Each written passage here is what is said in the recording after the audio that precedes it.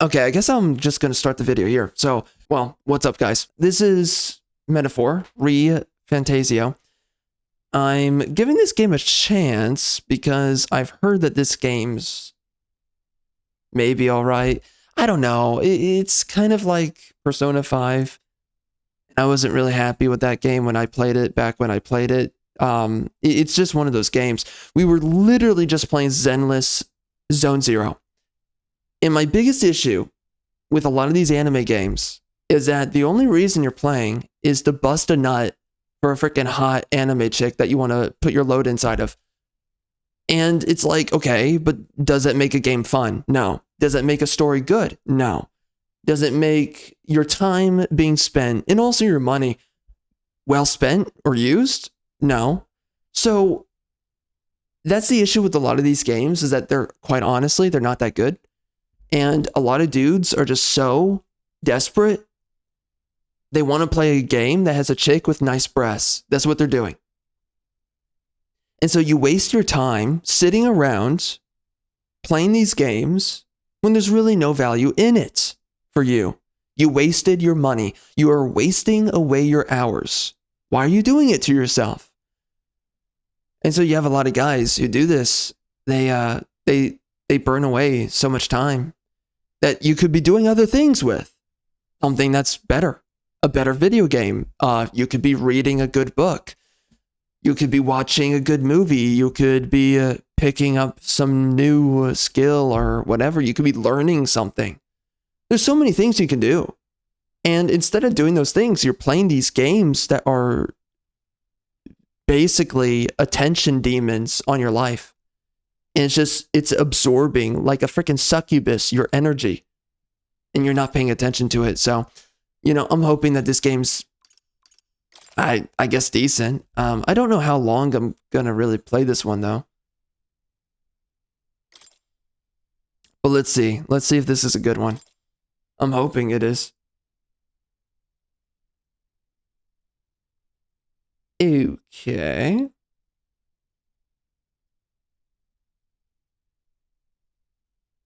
Yep. Copyright. Got it. It's kind of funny that most games don't do copyright at the beginning. But these guys are. So, okay.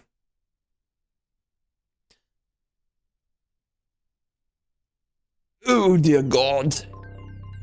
Oh, Atlas. Wait. Yeah, those are the same guys, right? For Persona. By the way, Persona 5, the main reason you're playing that game is literally because there's a hot chick at the beginning of the game named Catherine, who you would totally stick your penis inside of. It's the only reason you're playing the game. You're like, okay, this chick is hot. Oh, wow, she has big breasts. Oh, wow, I would stuff myself inside of her. That's the only reason why you're playing the game. Oh, away with you! Back to your cesspit, beggar! Okay. Well, you just put that woman in her place. Got it? Oh, that's a man. I can tell that was a man. Yes, that hair is clearly... What the frick? That dream died long ago. You should have done the same. Uh-oh. Wow. Oh my. Your kingdom will perish. Wow. Wow. That's something else. Dang. Yo, that is one way to... Oh, bro. Sudden disconnection. You gotta love that. To the stream. By my hand. Bro. Okay. Well, that's one way to start a story. His Majesty killed in his own bed. The blooms upon the prince's grave had yet to wilt. Without an heir to wear the crown, what will become of the royal magic? Thus vulnerable, an invasion might undo us. What the frick? The state hangs on a precipice. It may even come to civil war. What the frick is going on? Your Eminence. Who could do this?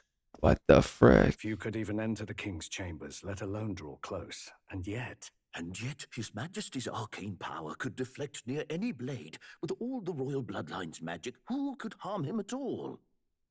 Shadows stir. in the Apparently a castle dude with a just as they did dagger. with the prince. What hellbound soul could end a royal life? Who would dare such atrocity? Oh, here we go. The femboy's gonna put them in their place. Luis. You get him, A shame girl, to die man, with no heirs. boss. The prince was taken too soon. And only a king may wield the royal scepter. The very crux of his vaunted bloodline's magic, which made such a fine deterrent. Bro, this is so we literally just started the One has game. to ask, What the them frick dead, is this? who shall take the throne? Oh my gosh. Oh my god. Dude, we just started. We just started. We're already just in it like this? This is terrible pacing. Okay. God, dude, these freaking amateurs. They need... You can't save them. They're just amateur. I mean, this is already better than Zenless Zone Zero, but... whatever, man. I'm gonna bring up the volume. Okay. Yep, burning books. That's right. All those trans books. See Gale, biatch. See Gale. No more with your LGBT narratives. Okay. Alright. Alright. Wow. Wow. Oh wow, that's a lot of... Oh wow, so they're what? They're covering up all the documents? They're rewriting history, I guess? I guess. Sure. That's what's happening. So, do they have long noses or golden hair? Which one? Which side are we saying they're on? Oh, so that was the prelude? Okay, I don't know about that, man. Whatever. All right. Well, let's just get into it then. You know, maybe this is going to be okay. I don't, bro. I mean, that prelude, the visuals, the conceptual visuals so far Who's are there? pretty decent. I can feel you watching me from a place beyond my sight. Whoever you are, please tell me. Does our world pique your interest? Pardon my curiosity, but would you tell me your name? That is to say, tell me who you really are. The one who meets my eyes across a strange threshold. Oh, perfect. Yes, yes, my names are always glorious. Now we could do, tight gash goes uwu. We could do that. Tight gash.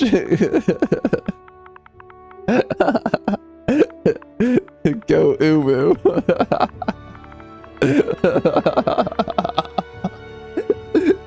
Oh, jeez. Of course, what? Thick thighs go uwu? Or no, what? Yeah, no, yeah, thick thighs go uwu. I think that's the other one I do. Man, I've made some legendary names, like Aryan Tradwife. That was a good one. Aryan Tradwife. That was perfect. Man, I made some really good ones in the past. What else? Ooh, wait. Hold up.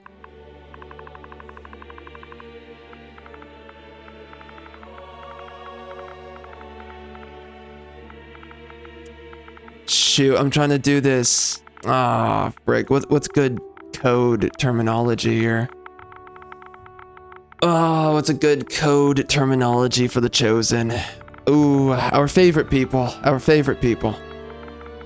Yes, our favorite people. The Aryans love them most. Frick. Ah, frick. Apparently you call them watermelon now? Is that what we call them now? I don't know why that's the case. There's always a new terminology for everything. I mean, I thought the watermelon people were the blacks, but I guess we're changing that. Hold up. Oh, shoot. What's a good one?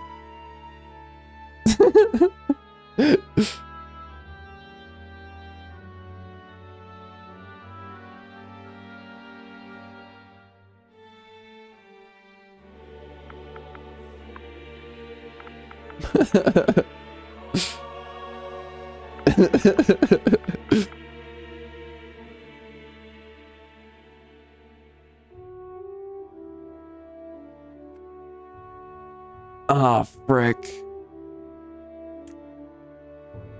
What can I do?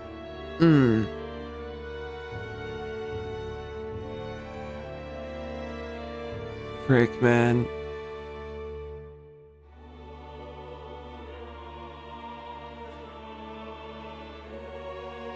Yeah, no, we're not doing that. You know what? Tight gash, go uwu. That's fun enough.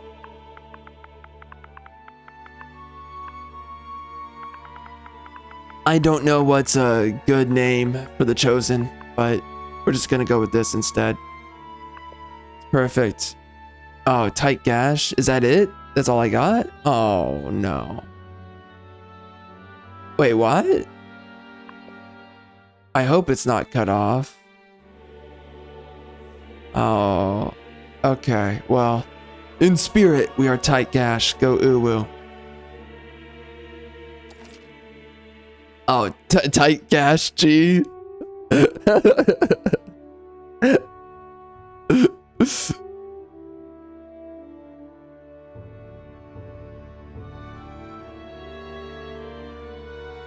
Wait. Wait. Wait.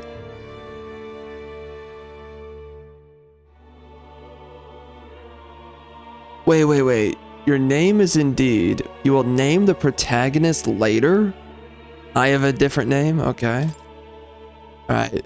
Then I am... Pop... Gash... Uwu. Top gash go uwu. Does that work? Oh, it's close. Alright, top gash uwu. Got it. Well, there you go. It's the best we're even going to be able to manage here. Top gash uwu. There we go. Top gash. One I've never heard in our world. Yeah, nobody thinks of that kind of stuff except me. In a world beyond ours.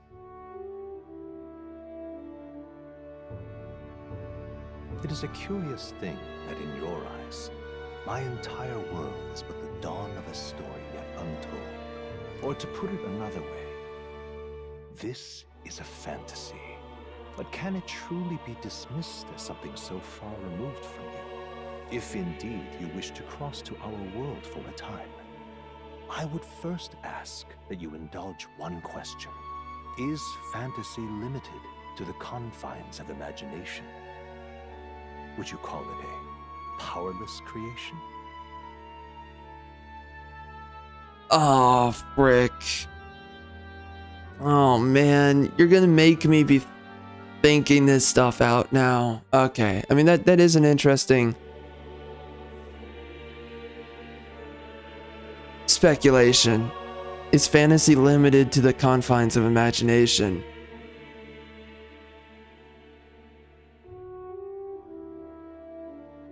That is an interesting thought.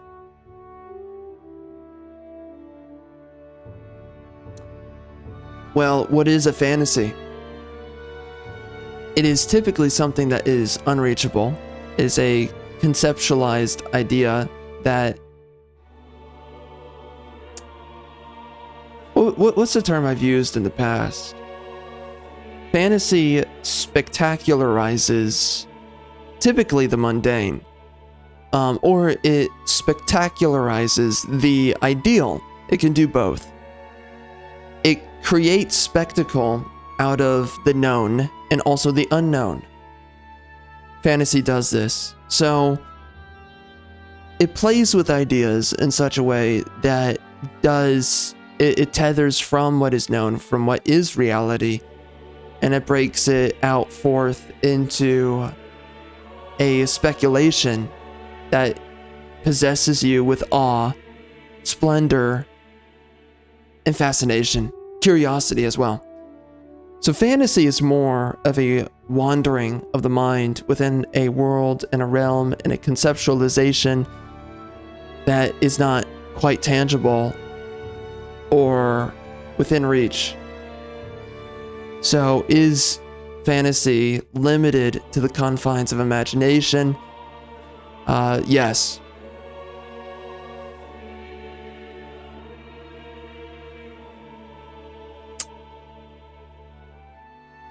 But there is an interesting dichotomy to fantasy where the abstraction, because that is ultimately what fantasy is, and that's where it's coming from, is from abstraction. We are sourcing from the abstraction of fantasy,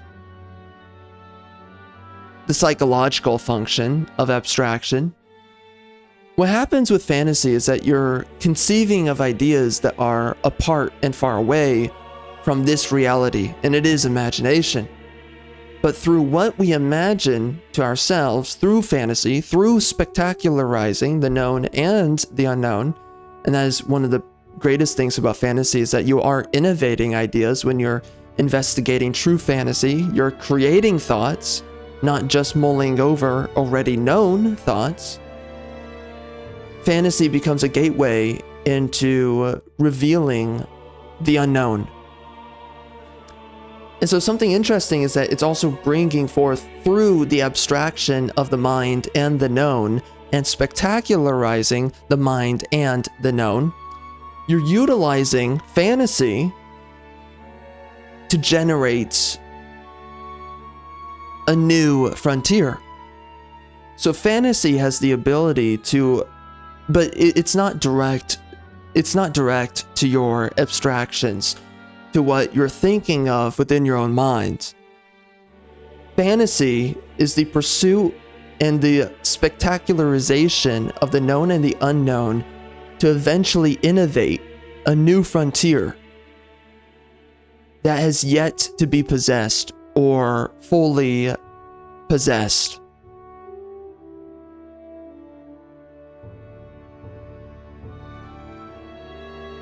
Fully pursued or possessed.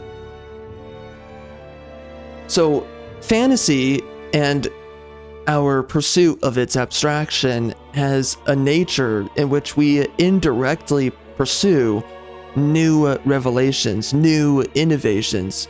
It's through fantasy that we pursue something that's not real, something that does fascinate the mind and does inspire it, and therefore that fascination, it allures you towards new developments, new generations. Otherwise, you would have probably never gone alongst that road path to it. You know, science fiction is quite a lot like a fantasy. That's why fantasy and science fiction typically are closely aligned. And their themes are closely aligned. Ultimately, the thinking patterns, fantasy is more abstract, while science fiction itself is a little bit more, at times, mundane. You're interacting more with mathematics and conceptual mathematics with, the sciences and whatnot. But ultimately, the pursuit of both fantasy and science fiction is very fantastical. So both of them, in the end, do service the same purpose in different ways. It's two sides of the same coin. But ultimately, is fantasy limited to the confines of imagination? Yes, fantasy itself is limited to the confines of imagination, but the working function of imagination and fantasy, put together, tethering to each other, is the ultimate purpose. It has an indirect purpose. The abstraction that you're pursuing it's like the byproduct of light, creates heat, and also heat, vice versa, happens to oftentimes enough of heat creates light. So there's that byproduct that happens, right? So if you're trying to create heat, you might create light very easily, right? And if you're trying to create light, you're going to be creating heat. So fantasy plus imagination, they're byproducts, indirect byproducts of each other. Or more specifically, though, they kind of feed into each other, but more than anything, fantasy plus imagination, they have a byproduct, which is innovation. So through fantasy and through imagination, we end up indirectly creating things that otherwise we would have never really maybe have thought of, or we weren't really pursuing to begin with. But because you were possessed by this fascination, that pushes you to revelate and innovate things that you would have never really been onto the trail to begin with.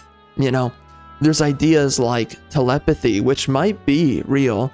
We don't know yet, but it could be real. Or maybe there is a reality to telepathy that isn't real through imagination, but through imagination, we make tangible. We tangelize, you could say, the idea of telepathy. So then we pursue telepathy, and eventually we actually possess telepathy, but that is through first abstracting it as a thought, as a fantasy, and then we pursue telepathy, but then the way that we actually manifest it into reality looks different, but ultimately we do revelate / innovate the actual manifestation of telepathy. So, is fantasy limited to the confines of imagination? It's an interesting question because, yes, fantasy itself is limited to the confines of imagination and vice versa, probably likely as well for imagination. However, the boons or the potential rewards of fantasy plus and or imagination can ultimately merit you innovations or outcomes that are akin to the fantasy or the abstraction, right? So the byproduct of fantasy is not limited to imagination, but fantasy itself is limited to imagination, yes. Right, I mean, for instance, it's very well possible that dragons existed once upon a time, but the way they probably functioned biologically and whatnot is probably very different than how we abstract a dragon to be, right? In our minds and in our fantasy that we create in movies and film and whatnot and gaming. There's an idea that you can have of like how exactly would a dragon actually operate in real life. And that's the idea behind how fantasy is imagination. But there's a byproduct of fantasy, which is that there is an inroads of that abstraction equaling a reality that is tangible. Would you call it a powerless creation? Fantasy itself is a powerless creation, yes. It is powerless, but then through the abstraction of the mind and its pursuits of that fantasy and the abstraction of the mind towards that fantasy, you can turn that abstract thought into a power, yes, once you manifest it. So fantasy is very compelling in that sense that it is an intangible idea. It is the unknown being, and also the known, being made spectacular, and then you pursue it, and eventually you can tangelize the idea and make it a powered idea, a powered creation, you know? And there was once a fantasy of the quantum realm, right? Of quantum mechanics. And we had all these different ideas of it, and then we finally made it a reality. So that's the interesting thing about fantasy, is that there is a power latent within it. And it's ultimately our revelations and our innovations, right? Our ability to turn our you could say dreams, or you could say our fantasies, or our sort of visions, to turn these conceptualizations in our minds. There's a way of fleshing it out and turning it into a powered manifestation that we can actually utilize. So anyways, is fantasy limited to the confines of imagination? Would you call it a powerless creation? Yes, it is. A passing daydream, an idle creation of a distracted mind. I mean, not exactly, but it can be that, yeah. That must be how you see it. No. Actually, you should tune in to my live stream, dude. And then you would know what I'm talking about. Screw you, scheming dude. I confess, my own answer still eludes me. I've got an answer for you. But consider, if fantasy is born from hope, a desire Kind to of. make the world better than it is. No, that's not the purpose of fantasy. Fantasy is well, again, it's to make spectacular of the mundane and also the unknown. It is to unravel novel thoughts, but also to unravel, or no, it's to recreate unnovel thoughts, thoughts that have lost their novelty, and it's to completely reimagine and reinvigorate the conceptual prowess and the conceptual base, the power to the conceptual basis of an idea that is fantasy. That's ultimately what fantasy does, right? With a sword, right? In fantasy, we make a sword, a lightsaber, and that is a reimagining, that is a re-empowering of the conceptual basis of a sword. You know, you're leveling up an idea, you're repossessing the ideal. There's once upon a time, it's like, what if we could make a rock a blade, right? And that was the ideal. That was the spectacular concept. There was an abstract thought that then eventually merited and met with the actual formation and creation of a blade, which takes a lot more work than just thinking of the blade itself, right? Of what turning a rock into a sword would look like. So the same thing with a fantasy is actually the purpose of what, okay, so what is fantasy born out of? I'm not really going to go into that right now. I mean, I've thought about that before. A lot of fantasy does come from pain. A lot of innovation comes from pain, from strife. A lot of cognizance and consciousness does come from pain and strife.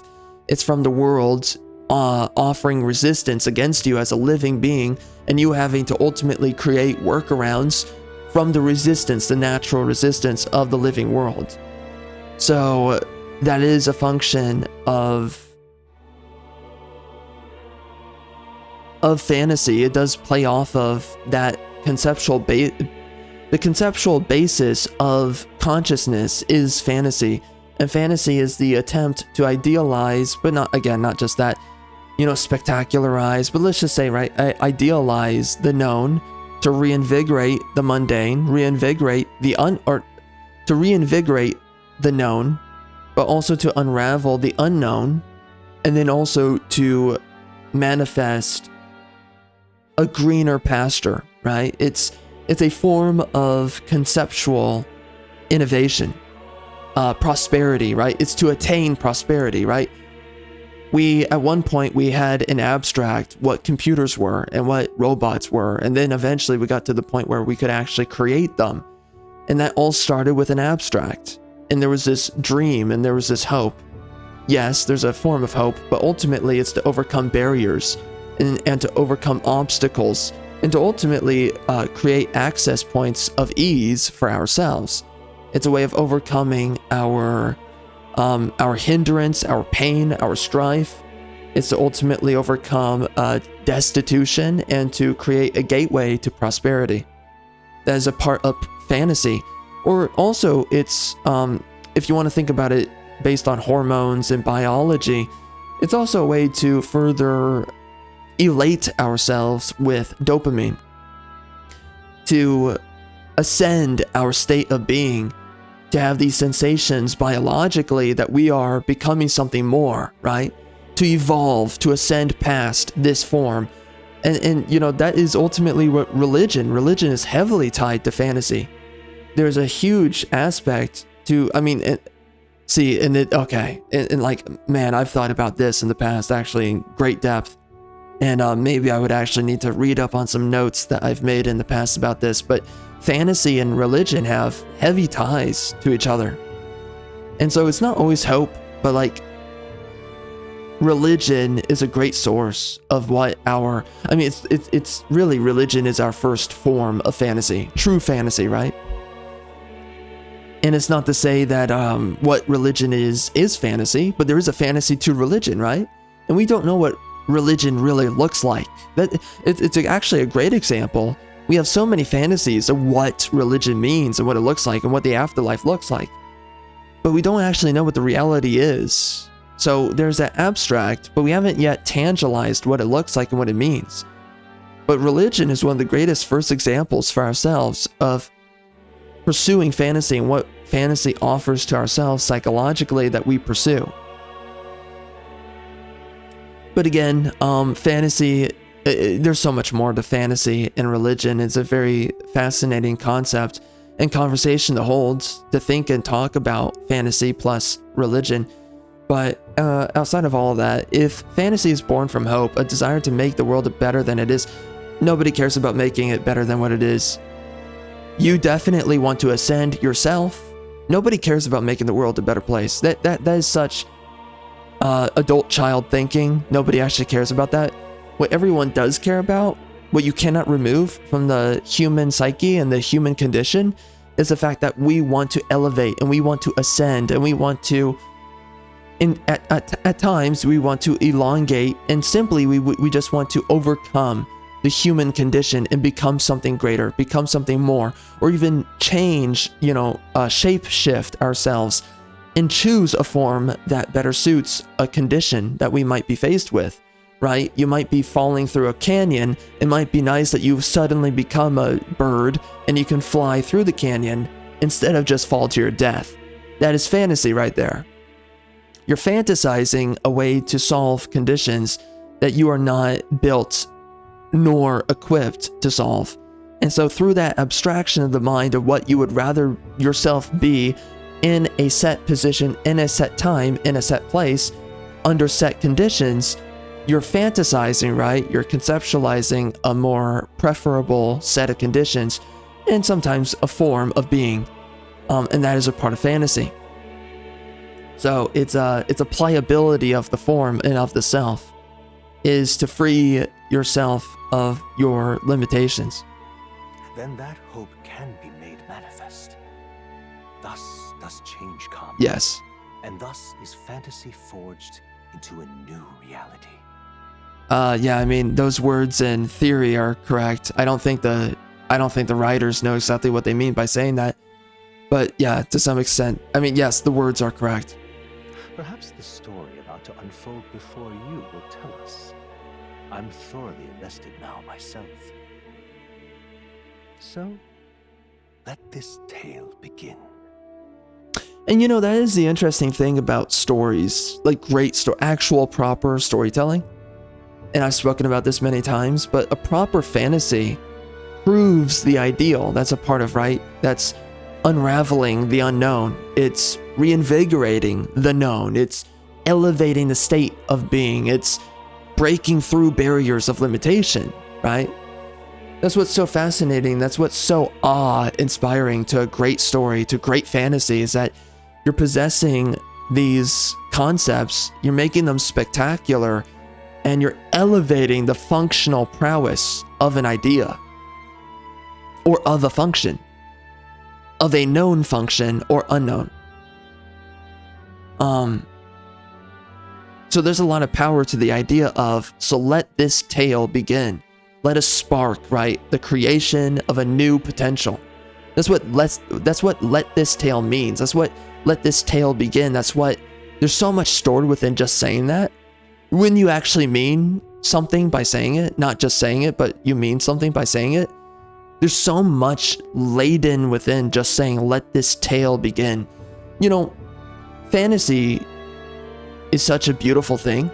It's what pains me with so many modern games, is that they just suck and their stories suck.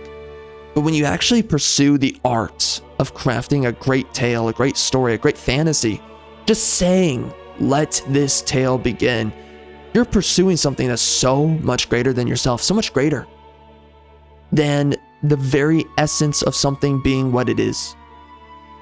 Let this tale begin. Let this spark fire off. Let us begin a great adventure into all these potentials. Let us unravel multiple unknowns. Let us reinvigorate many knowns, right? Let us embark on a great pursuit of breaking through limitation and ultimately achieving the ascension of the self. That is so let this tale begin. That's what it means. And that's what so much great fantasy, that's what it means, and that's what it is, right?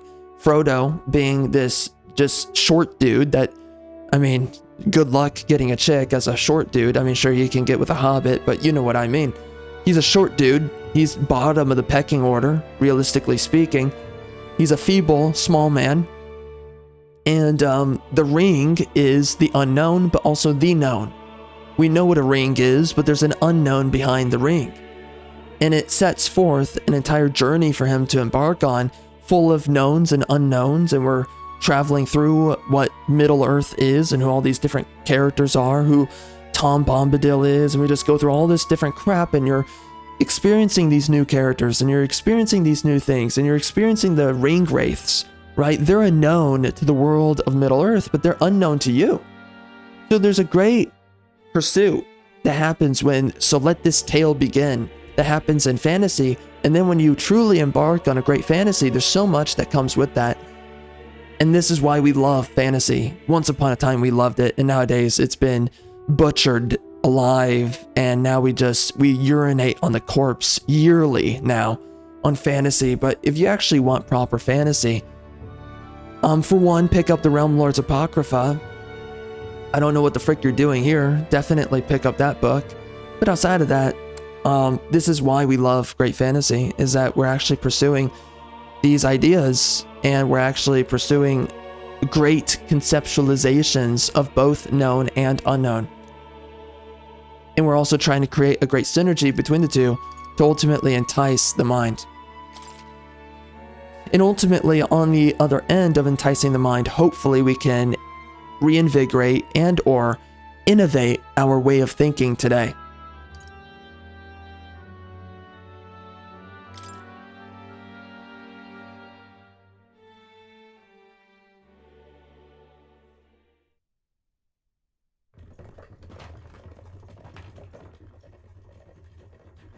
Looks like we're in the Oh, I love how that boy has the capital's the hair just through of a the woman. desert. Is it true then? The king is dead? Aye, and the guards are more concerned with the funeral than keeping the roads safe. So now the monsters are roaming in broad daylight. No soldiers to stop them. Monsters, huh? I've certainly been hearing the stories. To say nothing of the vacant throne. Oh look, stoic female. It's in every freaking anime story. The way we effeminize men, this is so unbelievable, man. God, I'm so sick and tired of this trash. Come on, let's see some respect for the militia. Us folk, we're commoners. No crown or church will save us. But Lord Luis will save us one and all. All we ask is What a queer. Love of God, these dudes. And if you're against us,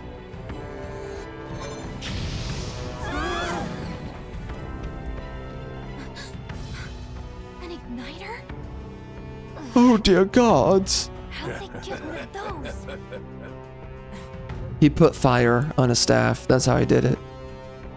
Come on, hey, keep it moving up.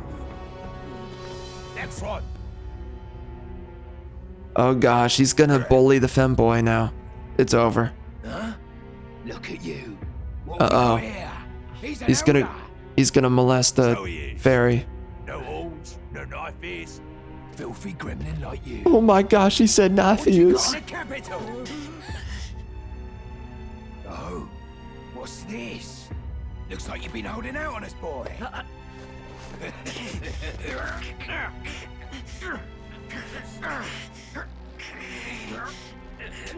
Wow. Dude, that grip strength. Oh my gosh.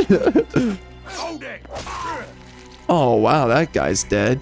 Man, they're not afraid to kill people in this story, huh? Should have listened to us, chum. How's that make him bleed from his mouth, though? I don't think it works that way. Oh, yep, girl boss moment. Yep. Anime. You gotta love anime. We have to... Oh. I take it you are prepared to die by it. Oh my gosh, bro. It's every time. Does no one pay attention to how cocked anime is? And then the freaking twink. He gets sent down a freaking cliff. And the woman is just ready for a fight against an entire crew of men. Bro, jeez, you can't get more cocked than this. Freaking A. This place already feels like a death trap. You hear all that stuff about Lord Luis saving us? Hey, you okay? You still got all your limbs attached? Yeah, no, I'm still an HRT. I'm trying to become a woman lately. Well, at least they didn't figure out our mission. Definitely could have gone worse.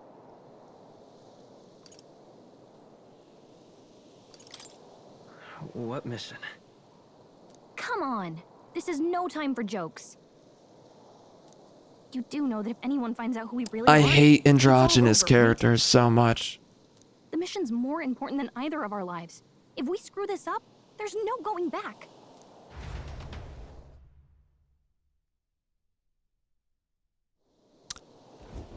You know, man, like, I really do miss old writers and old storytellers. They were just better.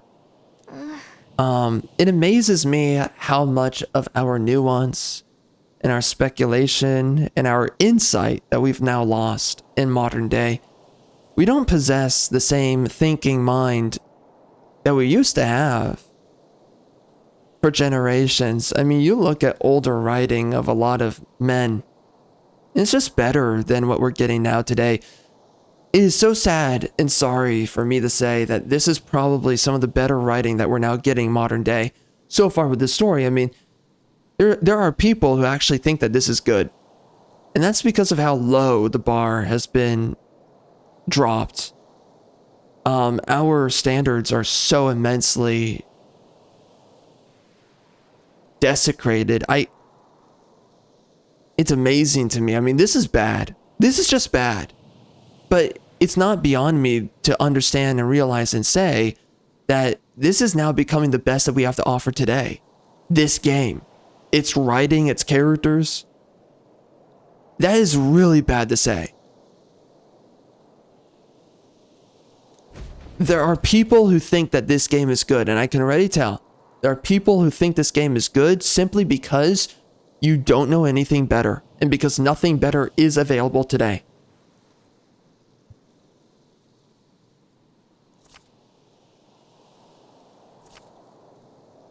Let's go.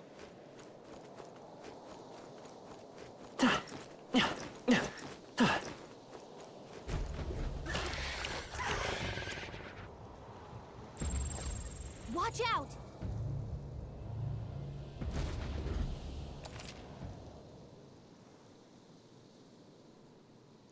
Okay?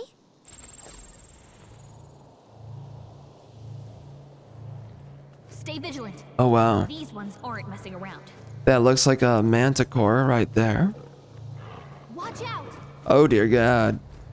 Why, am I gonna get my cheeks blasted in if I fight anything? Looks like they found us. Ruh-roh, Pinocchio. Yikes. I think we're in a little over our heads. Probably. Oh, dearie me. What level are you? Hey, you're scary. What are you called? Oh, dear God. See ya. Look.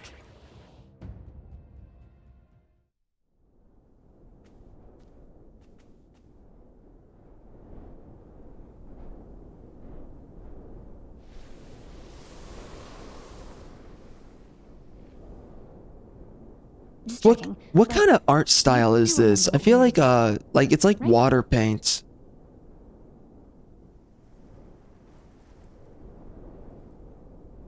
Right. What am I doing again? Oh, I don't know. The mission that's more important. Oh, there we go. There we go. The man's clueless again. And the woman knows more than the man again. Oh, man.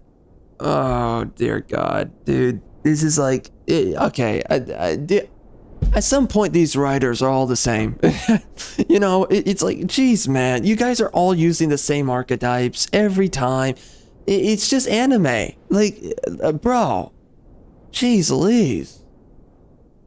It's like, if a Japanese guy's made it, it's just the same thing every time.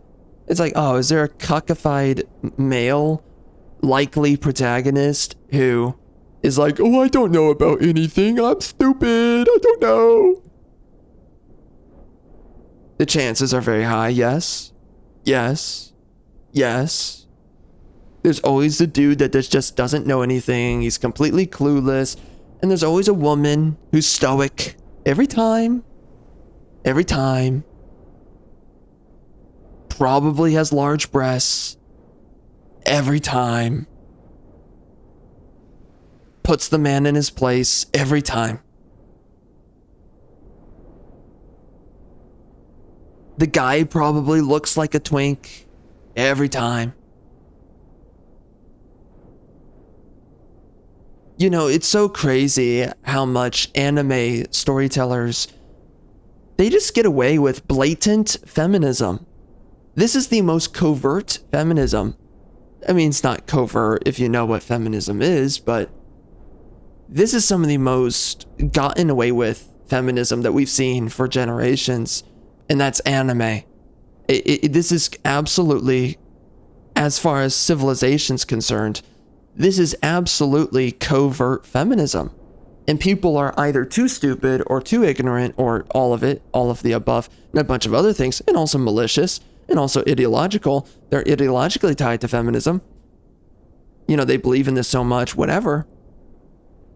People are so up feminism's rear end that they just don't call this out. They don't really notice it. They act like they don't care, whatever. And we just get to this point where, I mean, this is just blatant feminism. And you have people who act like this isn't real, or that this isn't what we're seeing here. And it's just blatant feminism, and you're acting like, oh, that's a traditional male right there, somehow. Or now it doesn't matter. You know, we act like it matters. What's a real man? What's a man? Blah, blah, blah. People like to talk about it like it matters. And then it doesn't matter when it's convenient for you, right? I mean, we just don't know what things are objectively anymore. And we act like it doesn't matter when we just completely debase what is a man, what is a woman. And we act like we need stories to be this way, where the men are pussified cucks and the women are girl bosses who are clearly in a position and in a they're in a cognizance that is far more mature and elevated than that of a man's. First, we get to the royal capital and get you enlisted as a guardsman at the army's recruitment. She has the plan. She's a girl with a plan. She doesn't...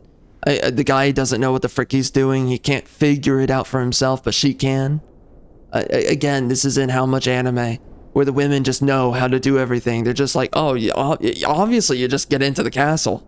You just get into the royal capital, bro. And then just enlist as a guardsman and a plan solved. There you go. Everything just works out. Jeez, thank God I have a woman in my life to tell me how I need to live, because I can't figure any of this out for myself. And why? Well, why are we doing this? I don't know. This could decide the fate of the whole country. We either do our jobs or we die. And if it's all the same to you, I'd rather stay alive. Come on. Useless dialogue. I don't want the sun to go down on us in the wastes. Let's pull ourselves together and get back on the road. You know what they say. Anxiety breeds the world's cruelest monsters. I mean, fairies say that at least. It can. Yeah, sure. I can at least cast my usual spell for you. But not really. It's the small compass. But sometimes. Right? Right. Music was the first magic this world ever knew, after all. Makes the road a little easier.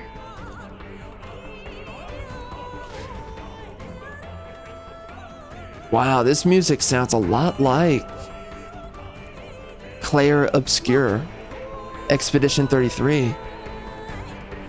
Did they hire the same composers? I honestly wonder. I don't know. But it's pretty good. I like it. Very similar, though, to Expedition 33. What the frick?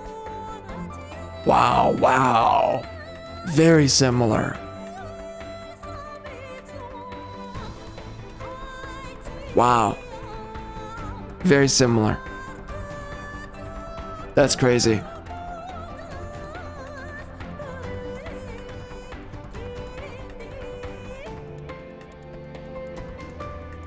Wow, dude. Like, very... yeah, because I think there's this die-down section, too. I mean, it's very similar.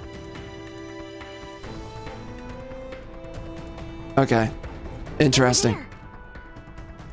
Yeah, the music's good in this game so far. It's the #1 thing I've noticed. The Grand Trad. The ultimate trad wife. The ultimate trad king. Let's go. The Twink Trad King.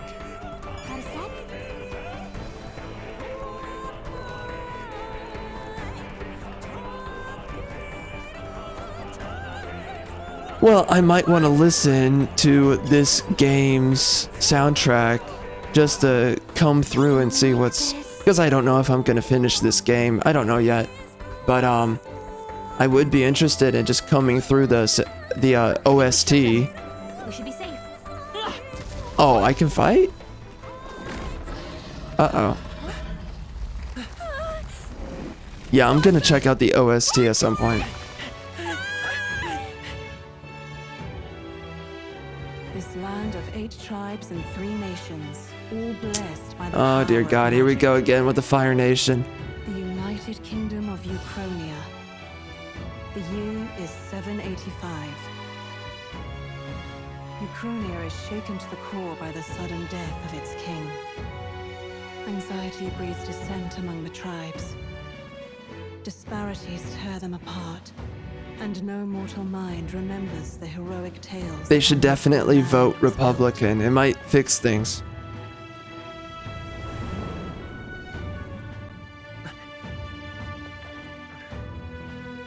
By this story of fantasy, may this faded world be painted anew.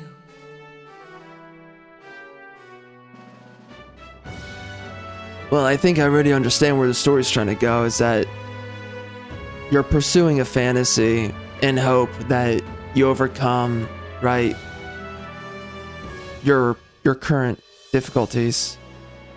I'm not reading the bottom of the screen, so totally missed that. You know, it's like, despite how thought out this story is compared to like other games I've played, I really do wonder with games like this though, like, does this story actually provide me enough that I care to stick around? You gotta ask yourself that. Is it actually good? Or is it just trying harder than other products on the market, right? Get on with it, then. Drop the dog. Hang him dead. God, dude, these cat ears. Oh my, the furry crap. Come on. Who takes this serious? Let it be known, for misuse of an igniter, you will hang by the neck until dead. Oh, see ya. There's no way that crowd was going to listen to anything a Paribus said. Such a shame. Might you? Oh my gosh, these cat people, man. This is so gay. Bless you. Okay, all right.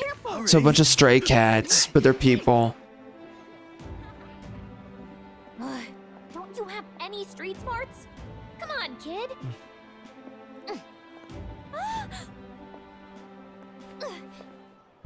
Look, we're not tourists here. We gotta stay focused. Man, you know,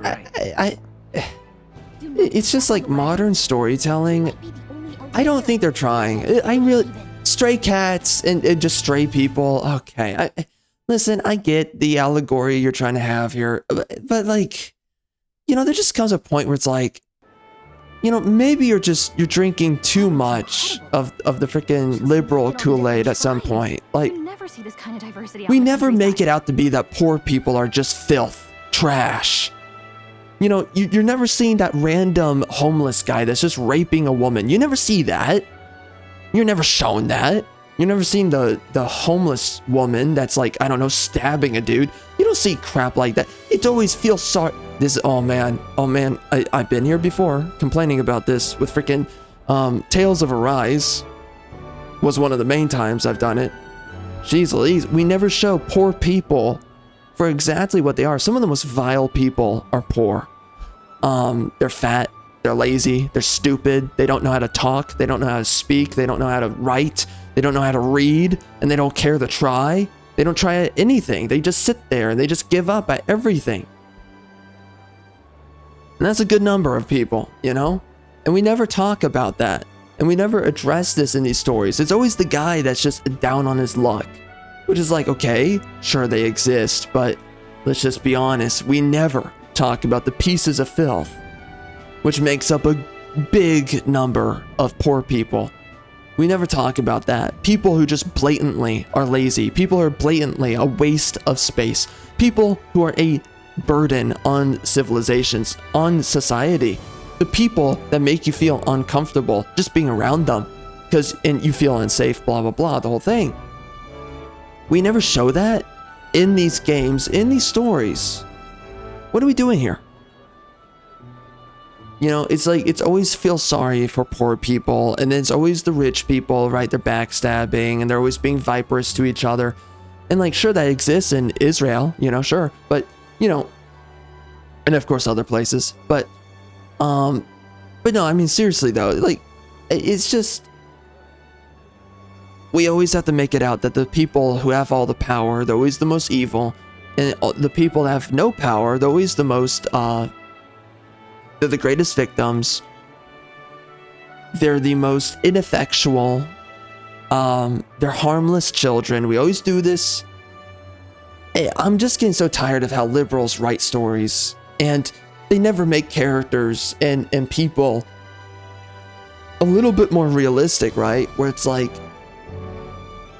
everything's a lot more nuanced. But again, I'm asking for something that these people, they're just not capable of doing. They're not capable of making characters the way that I'm talking about and the way that I wish they would do it. They're just not capable of doing it. Not that it's very balanced. I see more Clamars and Roussants than anyone else. Which means a dopey Elder kid's gonna stick out like a sore thumb. Try to keep your head down, okay? Hey, did you hear what they're saying about His Majesty? They say it wasn't illness at all. I heard it was foul play, assassination. Shh, careful who hears you say that. Well, hold on a minute. Wait. Those people were all sitting around the bed being like, how could he have died? Wait. They said that... Oh, I'm forgetting what they said, but like, I remember that they just said that he passed away, right, from an illness or whatever. They did not... I don't care. I mean, did they seriously... they were not investigating that he was stabbed. He was clearly stabbed right in front of them. And they were talking about like, oh, how did he die? No, he was clearly assassinated. I can't remember though if they were talking about him being assassinated. But it's just like the prince. But whatever. They say he was attacked in the dead of night. A war of succession is coming, I tell you. Sounds like monsters have been prowling the countryside. They're sending the guard out to deal with them. The army's really gone to hell. It's a far cry from when we had Count Luis at the helm. Is that supposed to be like a medieval vape? Oh, love of God. It's so over. It's so over. Hard to see how the nation can come back from this. Did not have to ask if the prince was still alive.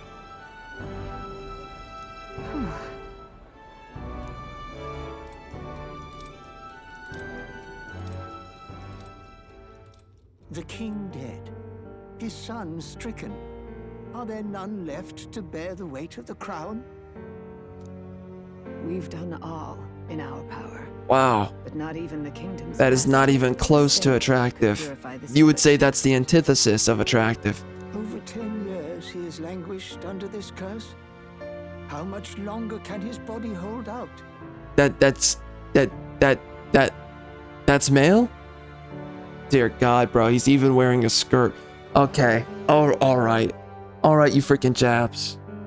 You mother effers. Like, I'm gonna call all of you a bunch of freaking F slurs right on this spot here. What the frick is wrong with you people? What are you doing? What are you doing? You put him in a freaking schoolgirl uniform. Are you all trannies? Legitimate question. You freaking F slurs. Like, I legitimately want to call you all F slurs right now. On the spot. What are we doing here? What are we doing? What, is this cultural differences that a boy is dressing like a girl? Oh, look at this, that tight pantyhose you got there, dude. Man, he has nothing in common with his sister, I'm sure. Except for long hair. He probably has lipstick. It's just not on right now. No doubt His Highness would protest. But since he cannot, we have no choice. For the man who cursed His Highness and Bro, I mean, how is that a man? No mercy. I mean, seriously, like, what do these Japs think that a freaking man is? I never thought I would have to ask this of you. But there are so few of us left now. Dude, this is like... This is such a disease amongst freaking anime writers and storytellers and whatever else. They always do this, where we have to make all the men, all the boys. You would think just by looking at them, oh, is that a flat-chested girl? Oh no, it's a dude. I mean, seriously, what are we doing here? Bro, like, infiltrate the military to deliver a message to our contact there. how do people take this seriously? Look at that. Dude, I cannot fail. Oh man, this is painful. I don't know how people take this crap serious.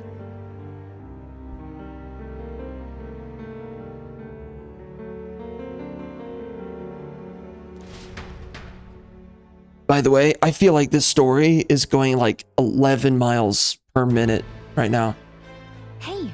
I mean, we're blazing through so much exposition and so much world building. I mean, like air quotes on world building, but like things are just happening at a insane glance. Like nothing really has that much substance, but everything's just kind of happening. Go get enlisted, so you can meet up with our operative. Remember, nobody here knows who we are. Nope.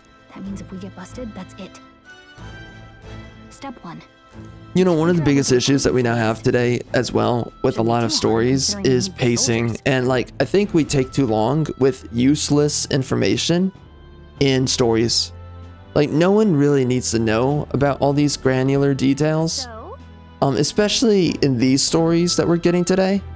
You know, it's like, it's being insanely detailed for really no good purpose or reason. Like, I don't know what you get out of all these granular details when they really don't affect the plot. If they had more effect on the plot, then I think that it would definitely matter more, but it never does have any use. Okay. Bro, these furry people, what, they're fox people? What are we doing? Jeez Louise. So you. What does parapus mean?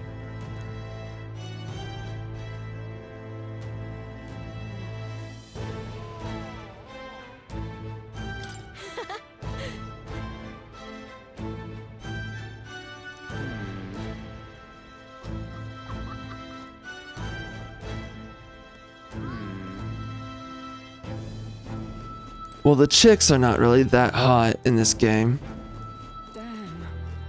I don't really know what I would expect, though, out of this.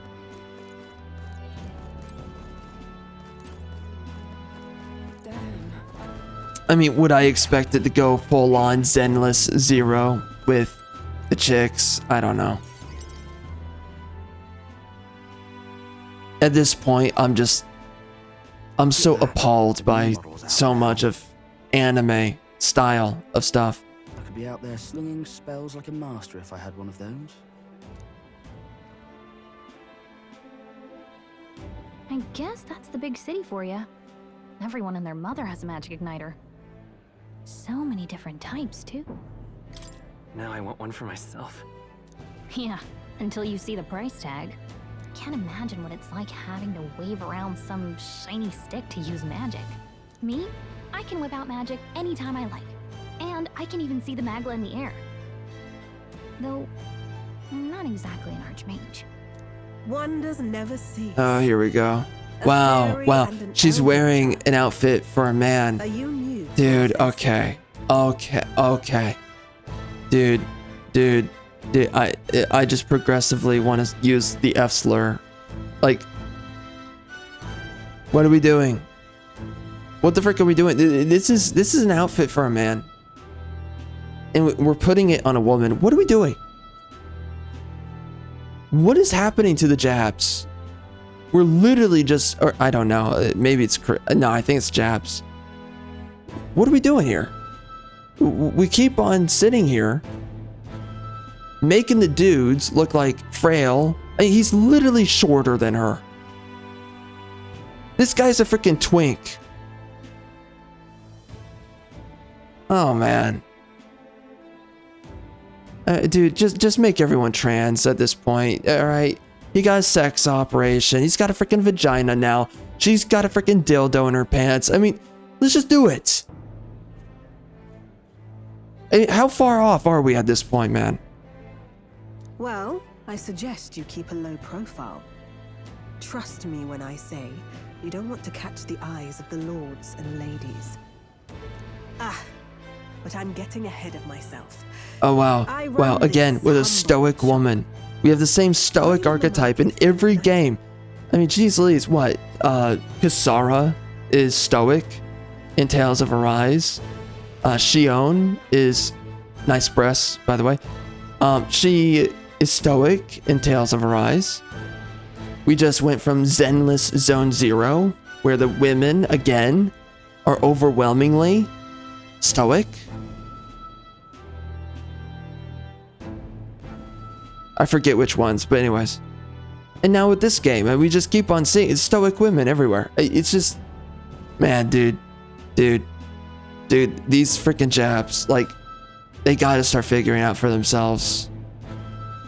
I mean, nothing really. I think that the entire industry needs to die at this point.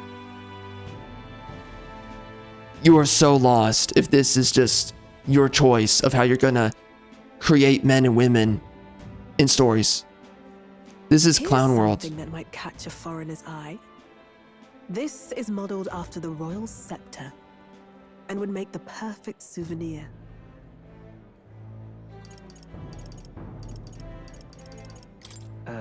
The royal scepter? You're such a cock. He even has a headband. No man has a headband. Only homosexuals. Jeez, man, this guy, dude, he's on the HRT. He is going full trans. You've really never heard of it. Oh my gosh. Instrument of the crown sovereign. Dude, everyone in this game is trans. Passed down through generations. If you believe the legends, it houses incredible magic, world-shattering power. More practically, you might call it the world's most potent magic igniter. Yawn. And in the king's hands, it was enough of a deterrent to stave off invasion. Now he's dead, with no living heir either. Tragic. Whatever. Isn't it? Kingly magic is of little use. It's so crazy. Like, listen, the writing of this game and the pacing of it is better than a lot of games out today. And that's really bad saying that. Really bad. You picked a bad time to visit. Golly, dude. I don't know things why you're are so bad now. But there's trouble This industry is such trash. Good. There's a time where games were better than this. The frick are we doing? A word of caution then. But not completely. I mean, there's plenty of bad games, but I mean, it's just... Ominous. She has a point, though. But man, like, we really have just lost ourselves on so much quality. Specifically within the writing. Most writers were not that great, but they weren't this freaking lame and gay. That's my biggest thing, is how lame and gay everything is, but I don't know, man. I don't know. I mean, like, in the end, I'm just so disappointed with most creatives, I think.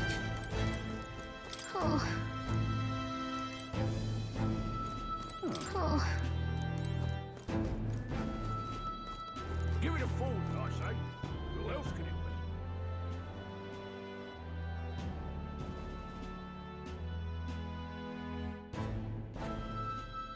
be? I'm gonna say the same thing I was saying in the previous playthrough, right? Zenless Zone Zero, we were just playing that. Genuine question. Why spend your time with this? It's a genuine question. Why would you keep this installed? Why would you not just say, okay, what, I spent like 30 minutes. Yeah, this is going nowhere. This isn't really interesting. I mean, just look at all this time being burnt. And this is really not that compelling. Dude, these are time-wasting simulators. That's what these are. This is such trash. What are you playing at? I'm out of ideas. Aha! Come off it. That's wrong, though. Whatever. Come off it. Excellent. Beg pardon? Dear me. Imagine actually wanting to waste your time on this. I'll let you take it from here. Oh, and if they start asking questions, just be as honest as you can. Lying will only make us more suspicious. So, good luck in there. Oh my gosh, dude. Like, literally, this is just life simulator. You got this. The dialogue is life simulator. Like, this is for people that just have nothing going on in their actual life. They're just sitting there and you need this freaking fake chick to tell you, okay, you got it. You're gonna get recruited for this freaking crap job or whatever. Like, jeez Louise, man. Like, are we really simulating that? Yeah, no, I'm just saying it, dude. No, screw this. This is the kind of crap that, like, Yakuza Like a Dragon did this. Where as Ichiban, you're trying to get a freaking job. Is that why we purchase these games? Is so I can just go through the humiliation ritual as the player of having a loser existence as, you know, playing as this character or going through their story of what they're doing, trying to get some crap job and then like talking to people with all this small talk that I guess you would have with people in real life, but you're not living a real life. You're playing this game, so you have to live a crappy fake life in a video game instead of living out these scenarios in real life. Like, do we really need that conversion process? We can't have a proper story. We can't have like a great story. We can't have a heroic, an awesome epic tale. We can't have that. Dude, stories used to be better than this. They were just better. I would rather watch Princess Disney fairy tale stories than this. I would rather watch Cinderella again. I would rather do that right now. It's a better story than this. This sucks. A blue blood, are you? The army's no place for velvet swaddled lordlings. Why are you here? Perhaps your noble family Lineage seems a strange measure for a soldier's worth. I swear I've heard this guy's his voice actor. In what? I've heard it in a lot of stuff before. Who is this guy? I'm looking to enlist. Is that enough for you or not? An uppity one, aren't you? Fine, lordling. Welcome to the Man, that is one suspicious nose that the two of you have. Screaming and bloody in service of your country. But mark my words, war will turn your arrogance to piss. When your corpse is plucked from the mud, do try to look Oh my gosh. Rousing words, Captain. You think threats will buy loyalty? No wonder nobody respects the guard anymore. But I'm here now, so perhaps the kingdom isn't a lost cause. Insolent pup! You will learn your place. Don't. The healers have enough on their plates already.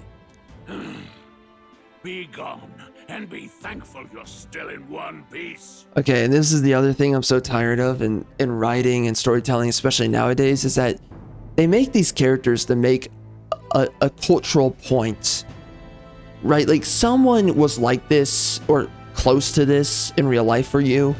So then you make this gross over characterization of a guy like this, and you turn him into a character in your game because you're the writer. And this is just your way of getting back to that type of personality that you don't like from real life. And I get it. You know, there's people like that, and they're annoying. Sometimes they have a good reason though for thinking this way, and there's also a good portion of the time they don't have a good reason. So I get it, but this is just pettiness in the writers. You're making an over characterization, and this is the thing that when I say I miss old storytellers, just read how they write. They don't make these gross mischaracterizations, but over characterizations. They don't do this. Older storytellers, older writers, they didn't go out of their way to make characters these weird social faux pas to humiliate an archetype of person that we don't like from real life, that we have a personal grudge with, and we finally became a writer for our product, and now we can finally put our personal grudge into the writing. It used to just be that you make characters and you try to express people within the most legitimate light that you can offer them, even if they're not really a savory personality. You try to create and sculpt the personality in your writing to make it understandable of where that personality is exactly coming from in their origin and in their expression. You know, there's some of it in H.P. Lovecraft and his work. A little bit of that. There's some of that in Dr. Jekyll and Mr. Hyde. There's some of that in well, I haven't finished it, but through the little I've read, Bram Stoker, Dracula, there's a little bit of that too in there. You know, nowadays we're so possessed now of always expressing characters that of personalities of people that we hate in real life. It's just petty writing. That's all it is. You have it out against somebody. Oh, finally I have some power in my life. I can write about that person as a character in my story so that everyone knows, screw that type of person in real life, huh? Okay. And you're still a trashy writer. You still don't make great stories or characters or you know, narratives and plot lines. Maybe get good at what you do first, and then, you know, I don't know. I mean, it's just give it up, bro. Just make a story and make characters, and instead we get this. And I see this in so many stories, in so many games. These modern writers, they can't help themselves. They got a freaking chip on their shoulder all the time. All right, next. Hurry it up. An elder? I thought your kind was long gone. Age 18. An orphan, too. The army can always use more of those. So, what brings you to enlist?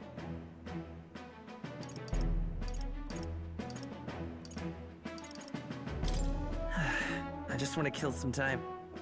And a little kingdom-sponsored bloodshed to spice up your life, eh? I know your type. I suppose this work attracts degenerates. Are you crazy? So, what can you bring to our beloved corps? Any skills to speak of? I can bang your mother.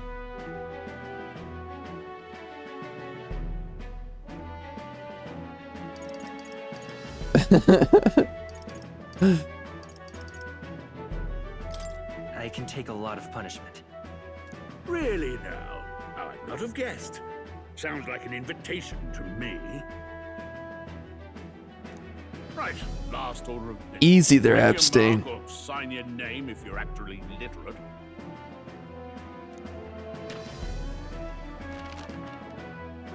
Yeah, I'm black. I can't read. Oh, wow. I can actually make my name now. So I am top gash uwu. So what should I be with this guy?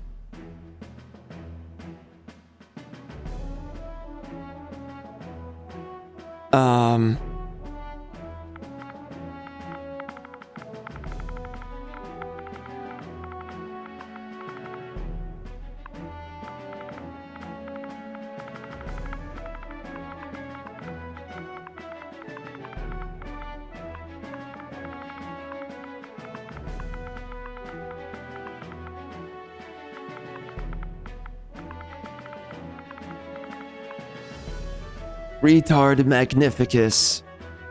There we go. Oh, well, that doesn't work. Retardo. Retardo.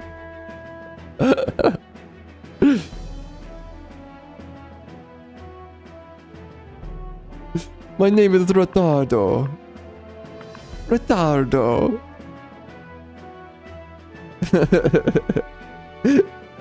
Retardo. My name is Retardo.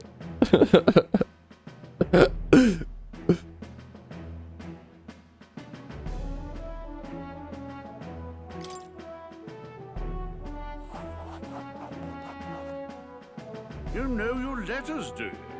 We'll get some use out of you yet. All right, lad. Welcome to the Guard. Yes!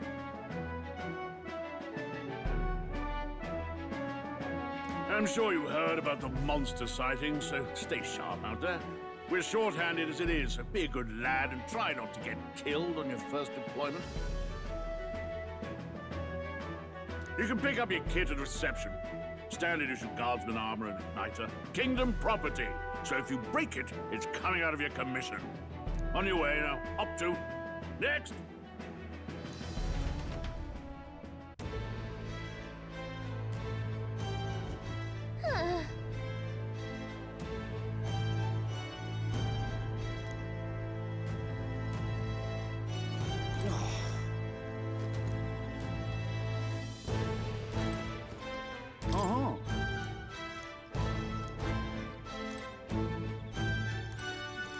Whatever.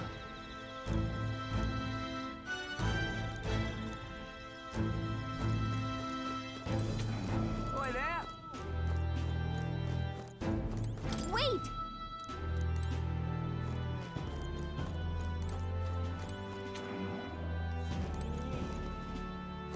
Whoa.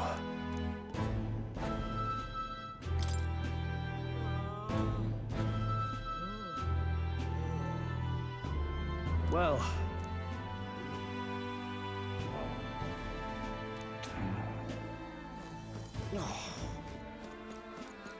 Oi there!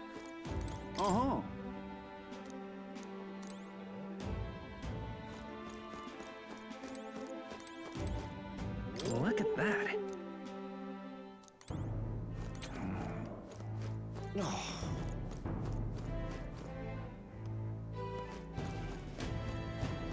Where the frick do I go? Queue up for provisions. Here? Oi there! What's the welcome? Oi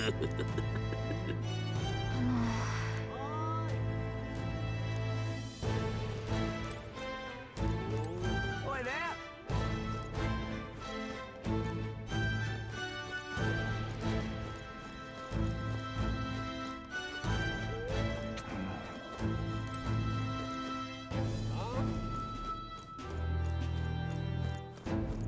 Oi there!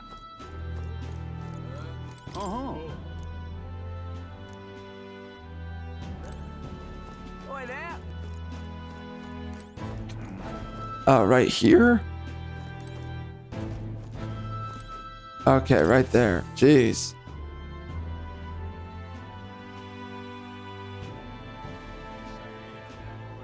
I heard they get sightings. what? Of those huge monsters? You think that's why we're low on soldiers? Wish they'd have told us that. What do they call them? Something like,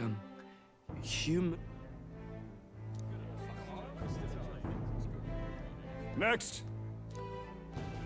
Another Clamar. Wait, no. You don't look like the others. Surely not. An elder? It's the first of your kind. Move it. There's a priority around here. We're arming squires and children with igniters now. Waste of good gear. It's better off in my hands.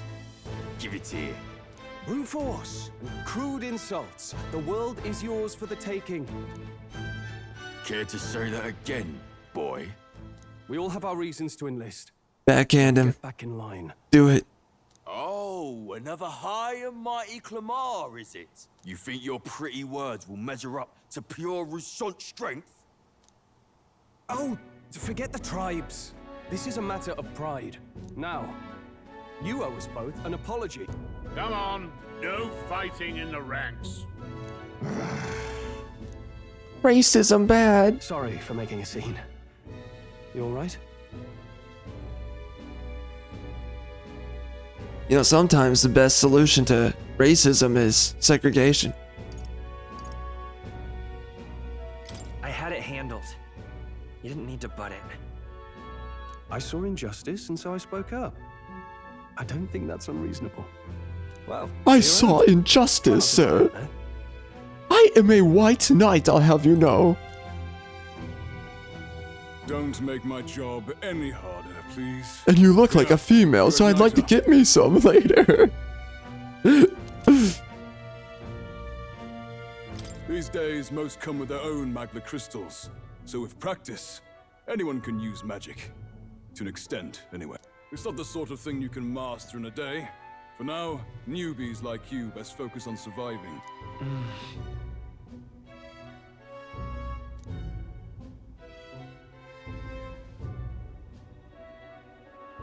Igniter? I hardly know her. And take this too. Wow, that's a real map. Yep. It's Sure dangerous is. to even chart the wilds, but this is full of details. Only the military could... Listen up, striplings. My name is Captain Klinger. And as of this moment, you miserable lot are under my Oh my gosh, dude. Dude. What do you call this again? Oh shoot, what's the term for this? I don't think it's caricature, but jeez, this guy's such a parody. This is not a real character. Ah. Man. They don't make writers like they used to. It's just... Oh man, it's just one game after another. I'm sure you've all heard about our forces being tied up with the funeral proceedings for His Majesty. But if you think you're on cushy security detail, first, you will be deployed to a fortress at the northern border, where you will be trained. And our veterans there will teach you the one thing you need to master if you're to survive. Pain. Perfect. That's exact. Enjoy tonight's sleep, because it's the last full night's rest you'll get. Dismissed!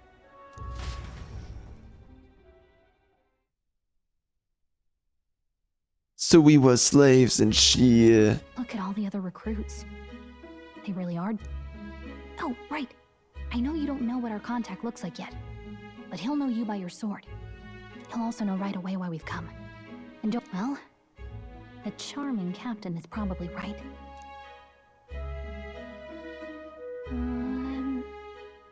You know, okay. Here's another issue. And this is something I was talking about earlier. And this is really what peeves me about anime-style storytelling.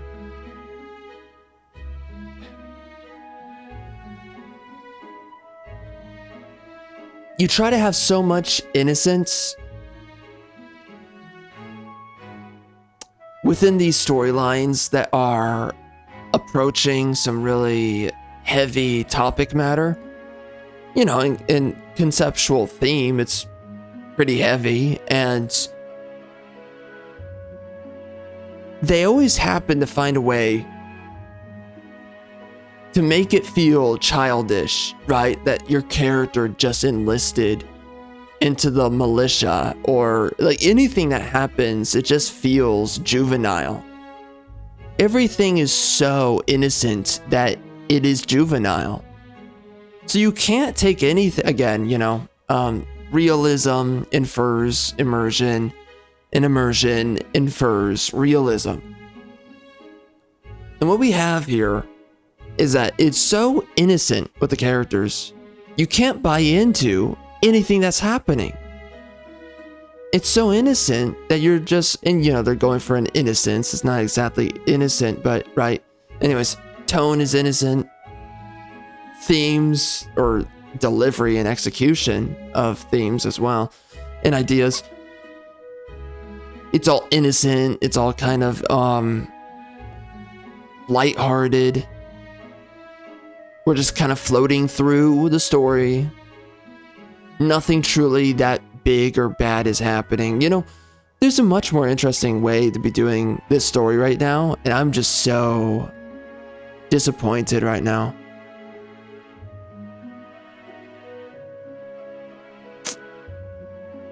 I don't know what to say. I don't know if I should even really expect that much from these developers, you know? Hey, you awake? But like, this fairy is literally...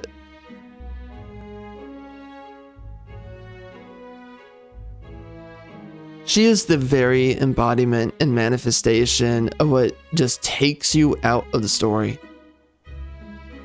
If there's a heavy moment, it doesn't feel heavy to me. I mean, I have this like, I don't know, everything feels childish, you know? Just everything feels childish. It just, everything feels ineffectual. I don't care. Everything's supposed to be drab and morose, right? All this bleak color palette. And then the fairy is super bright, right? It's just, it's so much tonal whiplash, and it just doesn't earn its place in the story, and it makes it really difficult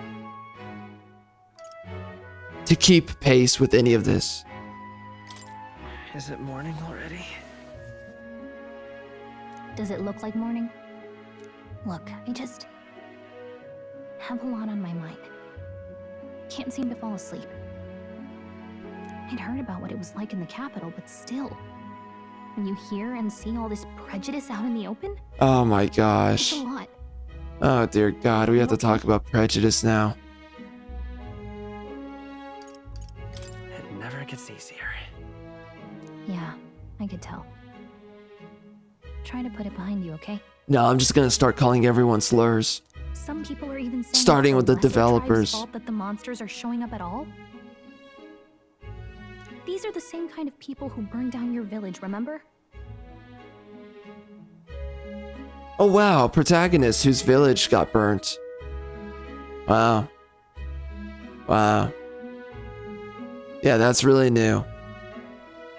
Wow. You're telling me the Fire Nation gets around that often?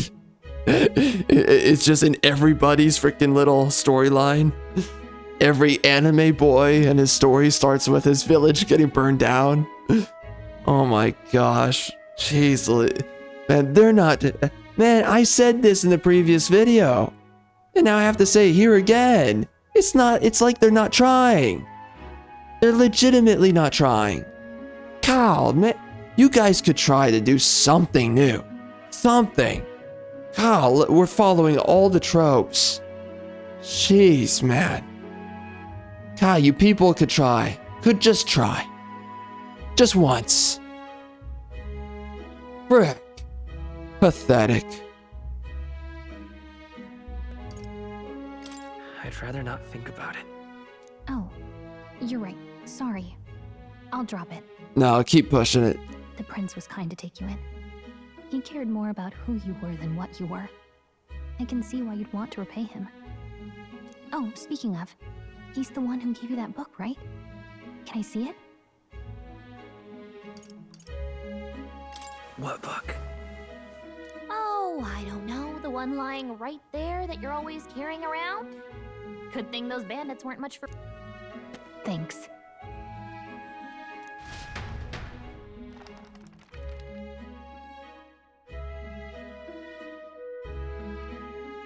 It's what you call a fantasy story, right? So it's a fantasy world made up by the author. The prince loved those kinds of stories. Okay, let's see. It says the young traveler was amazed by the world he saw. In this world, there is only one tribe. All people accept each other, and no soul is born into discrimination. Oh my god, I'm so done. Bro, I have liberal fatigue. I have liberal fatigue. I've gone through how many freaking stories and products. And it's a liberal this and liberal that and liberal idea and liberal concept and liberal. I'm done with you liberals. I'm done with you. You people are freaking old and tired. You're freaking annoying. I have liberal fatigue. I have it. I have it. I'm so tired of these clowns. I just don't care. Discrimination, big deal. Big deal. Yes, blacks are not equal to whites. It just shut the F up. Holy effing crap, man. Golly. The philosophical ideas are not with the left. And there's just no purpose or intent to be found in pursuing the fascinations of the left. There's nothing you get out of it.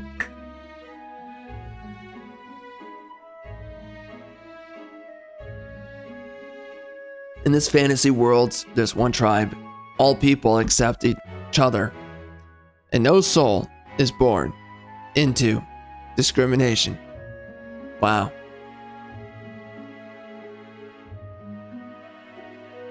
You know, there's reasons why people discriminate. There's actual reasons why. You know, I love how liberals act like there's no reason to discriminate people.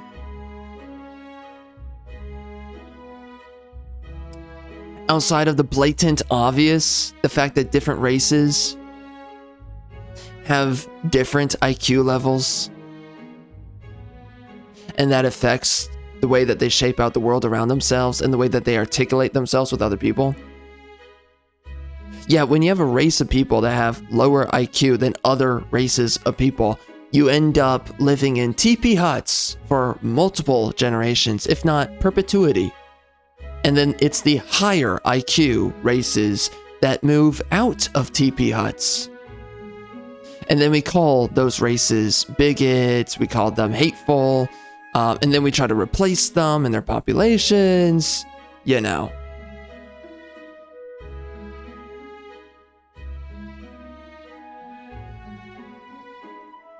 Also, this game is Jewish. Wow. So not even any fairies? I guess less differences means less to argue over. Yes, that's also true. In such a world, there is no need for sorcery. A megapolis is built through learning and labor. This is my problem too with anime, is that it's absolute propaganda. The women are men. The men are women. Every time. And they have so many archetypes for this that you just find in everything. But the thing too is, they always have poor people in their stories. Many other stories do this. And the poor people are never fat, they're never lazy, they're never disgusting abominations that walk the earth like they are in real life. They're just always misunderstood, and they're just like you and me. It's always that way. They're equally disciplined, equally well thought out. They're educated too, strangely enough. They're just dispossessed. Okay, interesting. There's nothing different about a poor person to someone that just isn't poor. Never a difference in character, behavior, IQ. None of it counts. Everyone's equal according to the left. There's no difference in race. There's no difference in sex. There's no difference in your IQ. There's no difference in your economical stratum. Towers of glass that reach the heavens. Safe nights with no dark shadows. Busy streets well traveled. And in the laws of these emotionally satisfied people, it reads, all lives are equal. You know, it's so funny because people, it never dawns on anybody that maybe your fantasy, maybe your dream of what something could or should be is an existential nightmare and unreality for others, that maybe believing in these notions, I've spoken about this before, maybe believing in these notions are misleading. And in fact, these are paper virtues. These are fox values that you've chosen to invest your interests within. You know, you believe people are so equal that you allow people to illegally immigrate into your country. And then you end up dispossessing your own population, where previously most people were attractive, relatively intelligent, relatively well behaved in your country. And then you bring in a crap race of people, and then everyone makes excuses for bringing in a crappy race of people. But you bring in a crap race of people who have lower IQs, who are more prone to extreme violence and impulsive behaviors than your race of people are. They're not very well spoken, not very well read.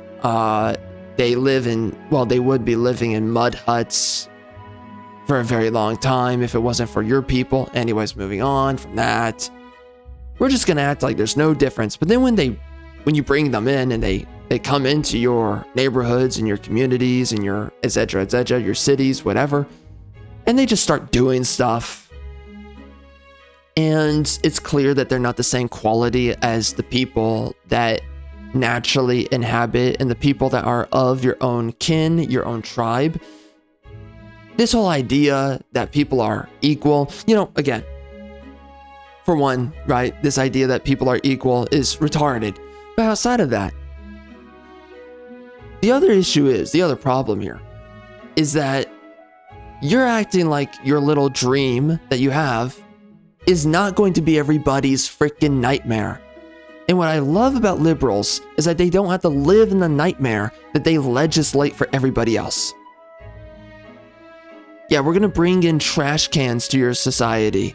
We're gonna be living up in the ivory tower. Meanwhile, you can go live around the people that we're telling you you're such a bigot that you need to live around these people. And then when you live around these people and things are just not really that great, well, stop being hateful. What's wrong with you? Everyone's equal.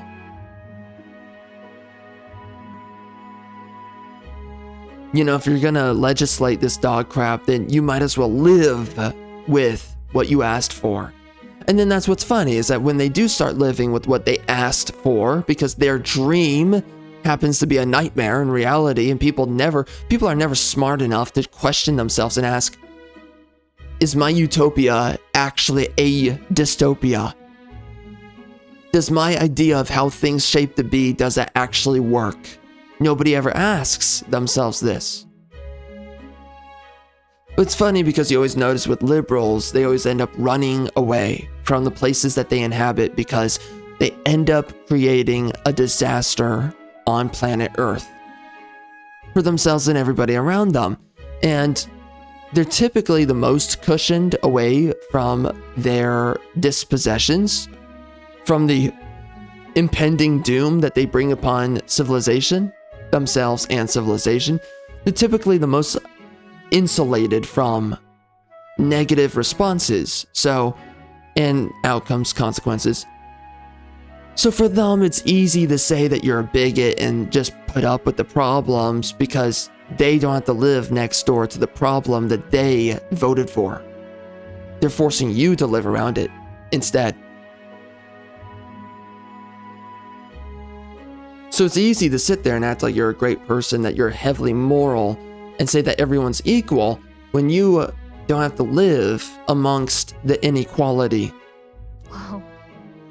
I see. The inequality, of course, being race, which they can't accept. No magic, no tribal conflict, and equality for all? It really does sound like a fantasy, but it's strange to feel envious of a fictional world. It's retardation. Hey, are you asleep already? You know how hard it is for me to turn these pages on my own? Well, guess I'll just read more later. Yeah, that moment where the writer realizes that there might be an eye roll from the audience, so then they make the character be self-deprecating in a way, asking for the main character to stay awake. Good night. Wow, what a great book I'm walking around with. I didn't know I had the liberal Bible with me. So I'm the liberal Jesus in this story? I'm the SJW Jesus this time around? Is that what we're doing? Why not?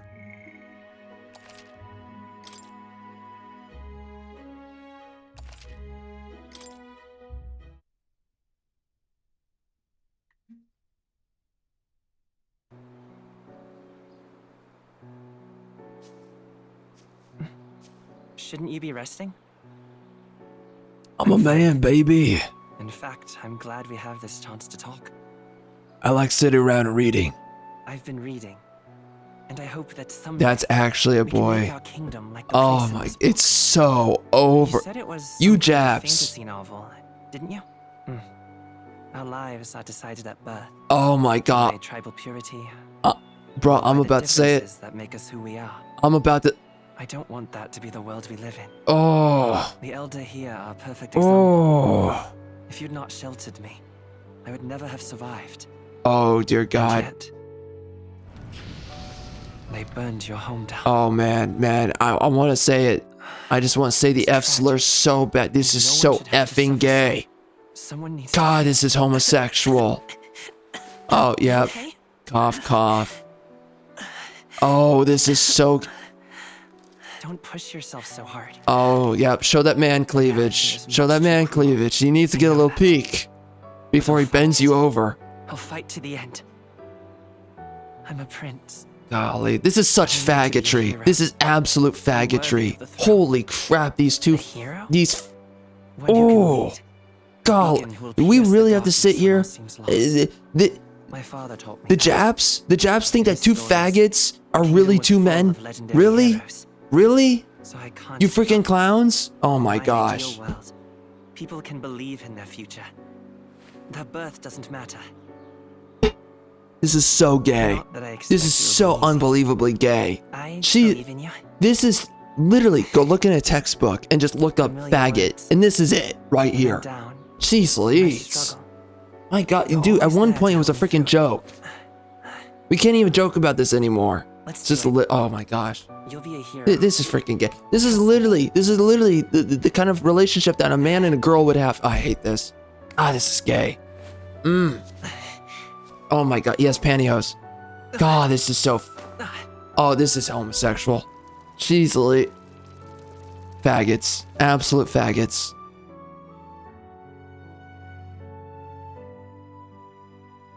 Yeah, stay asleep, Snow White. Frickin' homeboy's gonna smooch on you later.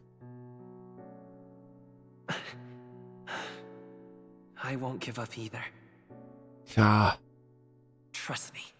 God, dude, the frickin' the Japanese, they're so frickin' possessed by faggotry. It's just not even real. This is pathetic. I'm so disgusted.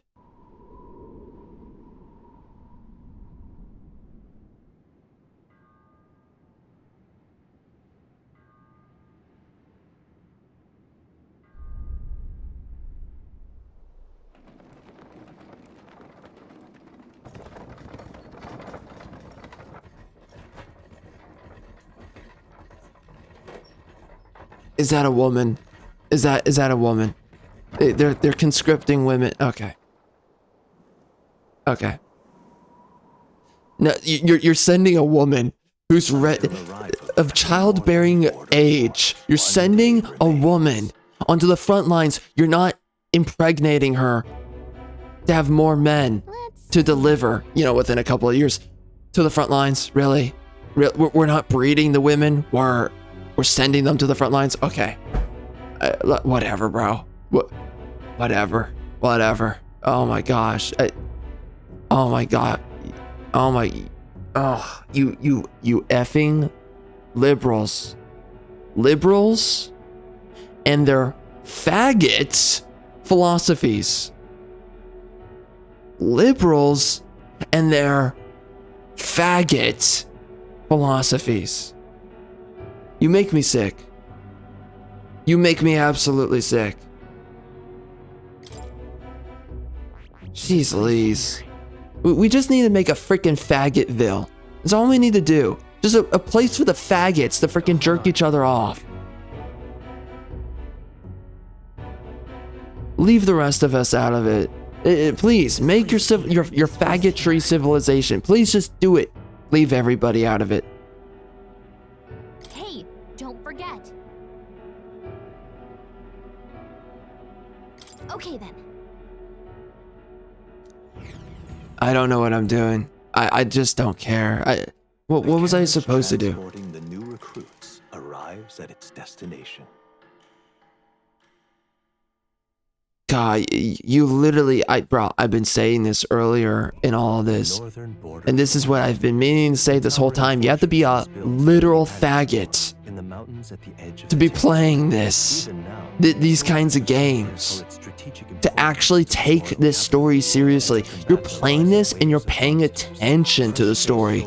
You have to be a faggot. Only faggot gamers are left standing with all this trash. Only they. Dear God. This game, the gaming industry is now made for faggots and faggotry. It's literally all it's made for. The writing is faggotry. The characters are faggotry. The pacing is faggotry. Every game now is a movie game. That's faggotry.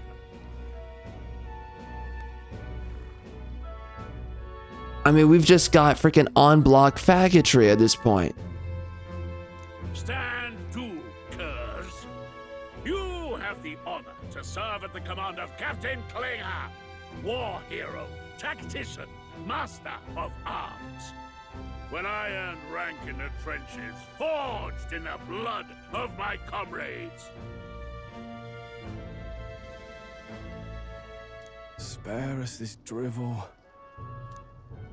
Say, friend, I'm curious. What is it about that book that's captivating? It's the liberal Bible, my fellow faggot. We read about the equality of races and the equality of all people, men and women of all races too. There's no difference in race, and there's no difference in sex, and also there's no difference between being a clear and blatant faggot compared to being a straight man. We enjoy playing video games that are a waste of time. With this book here, it teaches all about it.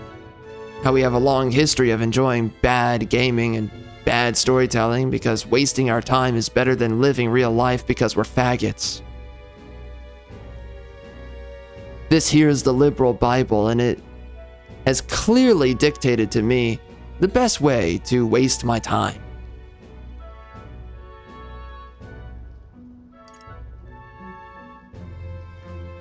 It tells of a world united as one tribe. You know, I've gotten to the point now that I would actually keep on playing this game. Not actually, but like, there's a part of me that just wants to play through the movie game that this game is. I just want to play through the movie game, and I don't care about the game itself because I don't like it. And by the way, the headband is made for faggots. You know, I would actually just want to sit through the movie game at this point just to keep on hating on the absolute manifestation that this game is and trash on it and hate it for everything that it is that my retardo has to think and say. Yeah.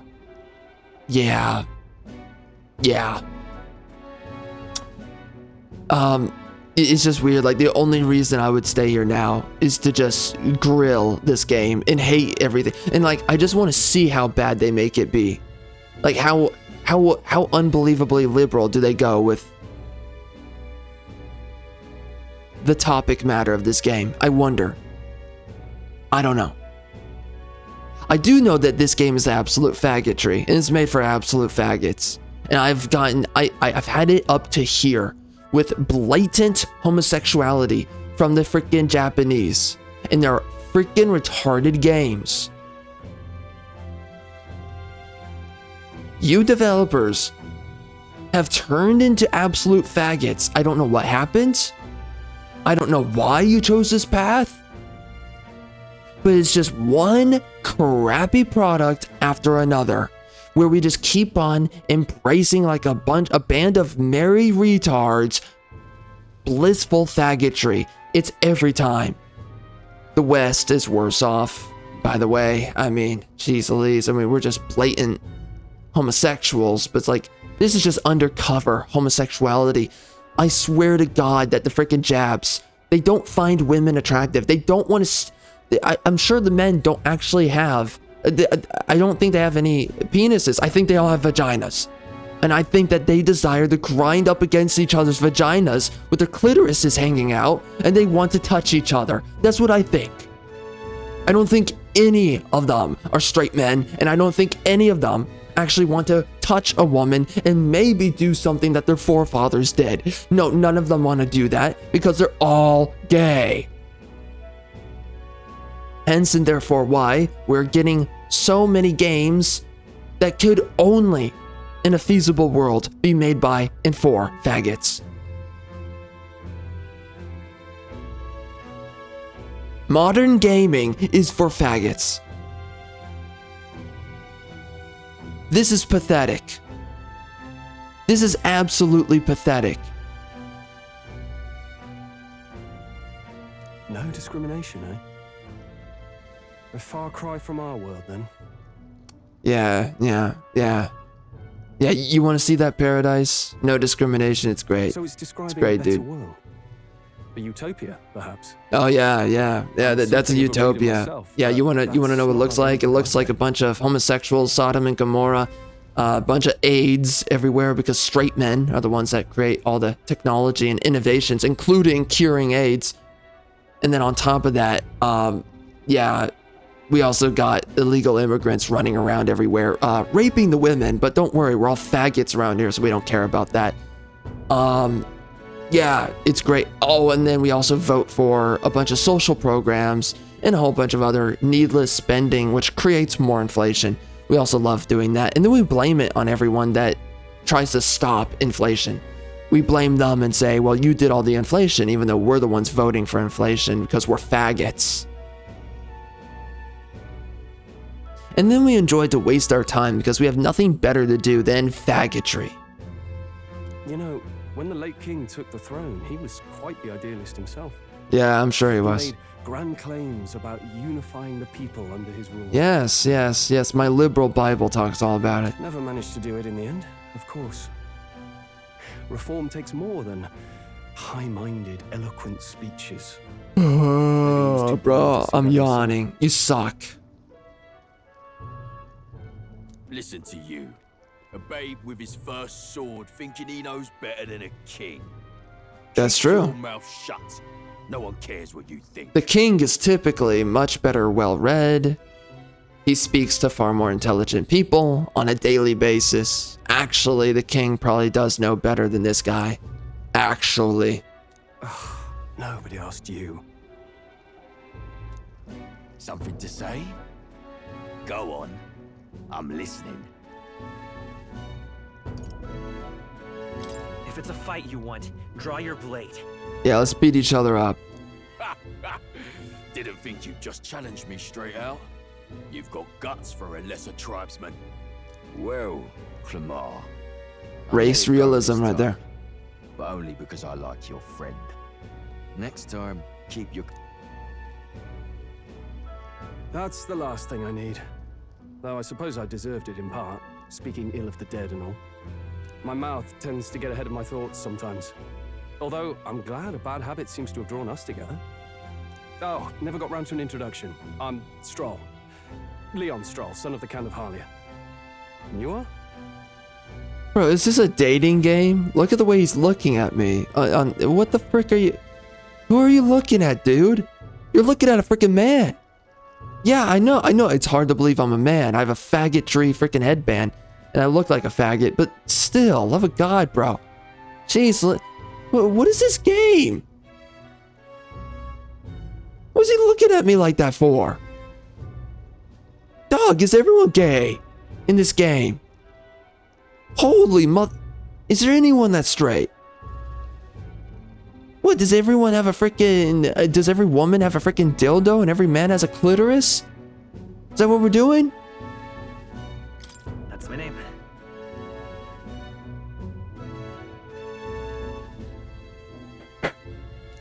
I have that right? It's got a certain weight to it. For what it's worth, my title doesn't mean much. Here and now, we're peers and equals. By the skin of my teeth! Now, where was I? Right, as for you, fresh meat. Alright, Epstein. Someone We got it. help! Is that a soldier? Hey, speak to me, man. What happened? Listen. Stay on guard. Bro, this game's a better parody. It's like a comedy for me. Again, like what I was saying earlier, it's like I would actually just sit through the movie that is this game. The movie game side of it, not the gameplay. I don't care anymore. I would just sit through the movie game. Just taking it as a parody, a comedy. There's no way I could take this serious. Not one of mine. Must be one of the fort's guard. Those damn vultures across the border. They must have heard about the king's death. Anyway, to the fort. Double time. I'll stay behind to see to the poor bastard's wounds. Oh, dude, the direction on this is so bad. Bro, dude, it's like a crappy play. Who wrote and directed this? Come on, guys. Guys. Oh my god. People say this freaking dog filth faggotry is good? Golly. Oh my, our standards are so done for. Like, I have no respect for people nowadays. Modern people are such freaking clowns. Like, seriously? Seriously? This is what you take serious? This is what you think is good? Really? Really? And you think people should respect you? Really? I think I should defecate on your face and I think you should pay for it. Then I can respect you. You want us to go on ahead? Alone? Shouldn't we at least send a team back to ask for... I knew fear would take you at the first. The guard has no place for cowards. You are part of His Majesty's Royal Army. Swallow your fear, fight with pride, and we'll all have medals this time tomorrow. He's right. We're warriors. Up there is our first chance of glory and riches. Damned if I'm gonna waste it. Let's go. Damn it. Well, I suppose this is what we signed up for. Onward, to the fort then. Oh my gosh, bro. I mean, this just keeps going. The movie game just keeps going. Bad feeling about this. Imagine being someone that actually wants to spend their time with this. Again, only faggots would sit around and waste their time with this. It's hard to explain. You've got nothing else better going on in your life than to sit around like an absolute faggot playing a game made by faggots for faggots.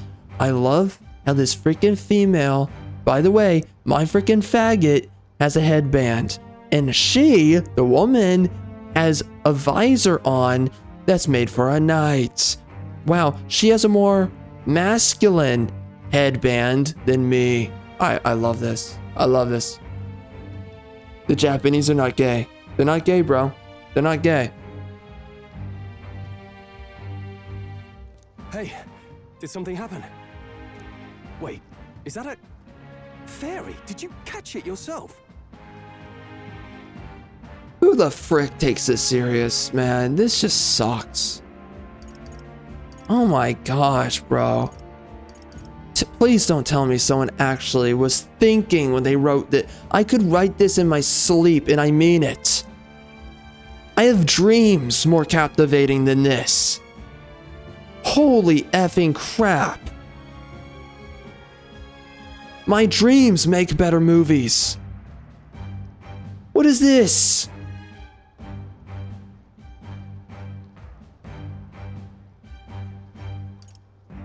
You're telling me someone was actually lucid making this?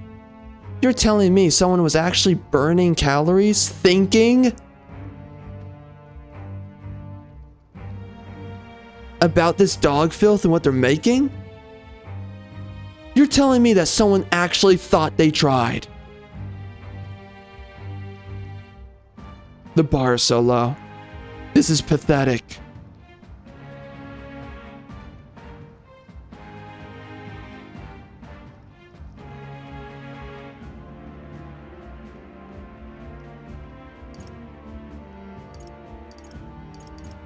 Fairy. I didn't see a fairy. Are you really trying to play that card now? He just saw you talking to me. And I have a name, you know. If you're gonna call me anything, call me Gallica. So you travel together? You've stayed well hidden for quite a while. Well, I didn't want anyone making a fuss. But we've got bigger problems right now. I can't shake this feeling. We gotta be careful. Agreed. I'll follow orders, but I'm not about to let this armchair general send me to my death.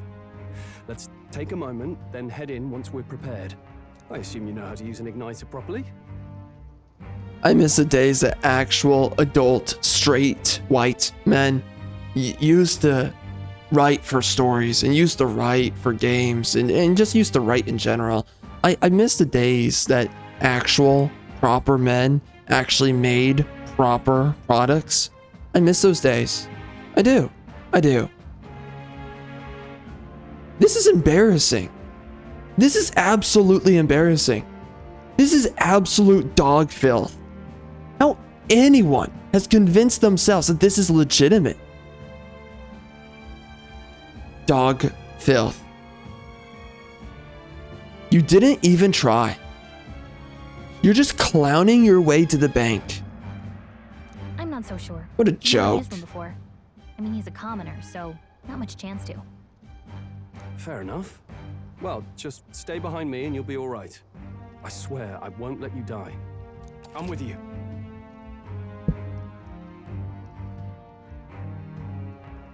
This is shameful. Oh, this is bad.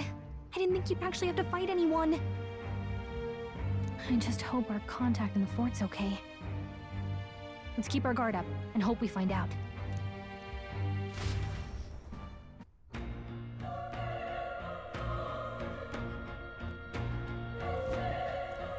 Okay? Hold on. So there was something I could have done before this section of the game. I don't know, man. Yep.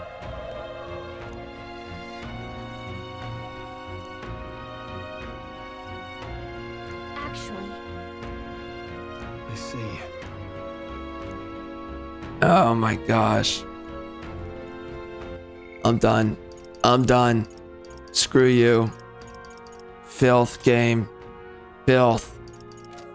Piece of filth. Returning the title. Bone yourself. In the nighttime sky. Do it. Golly, man. Ugh.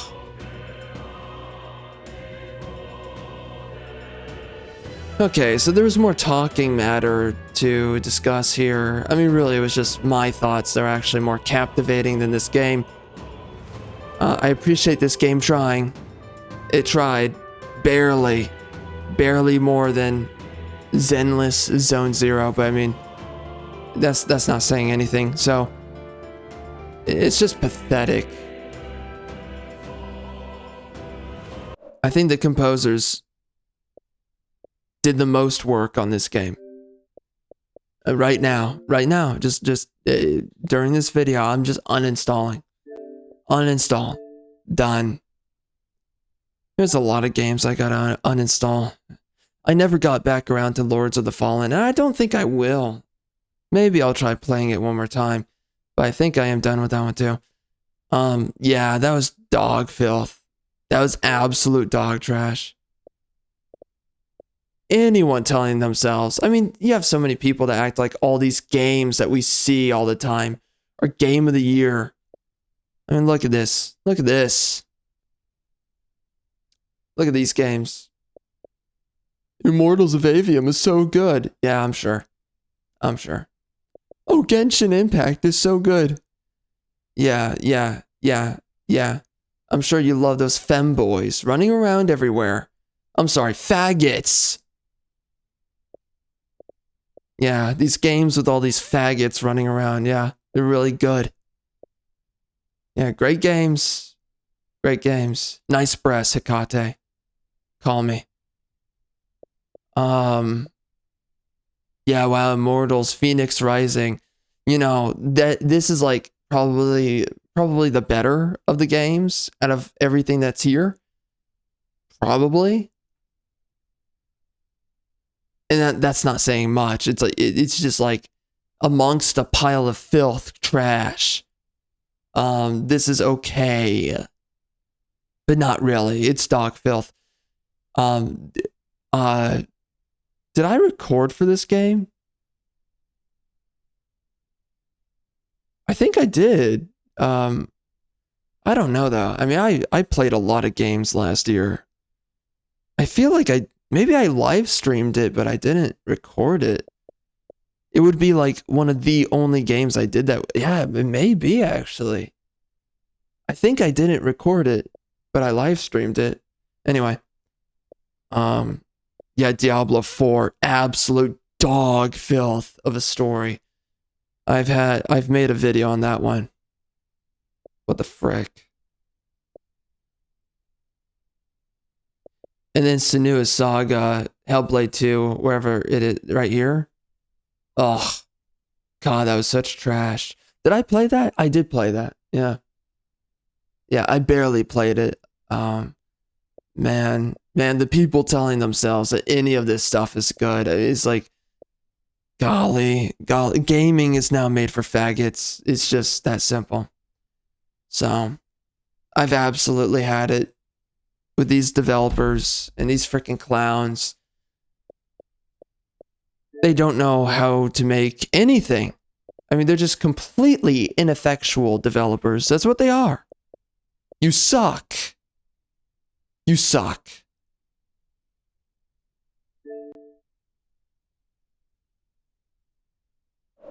Absolute trash at your jobs. This is what you pursue as a way to make your earnings. And you suck at it. How pitiful.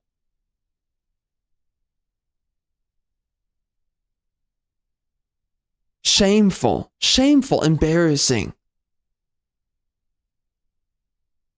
You could have at least tried.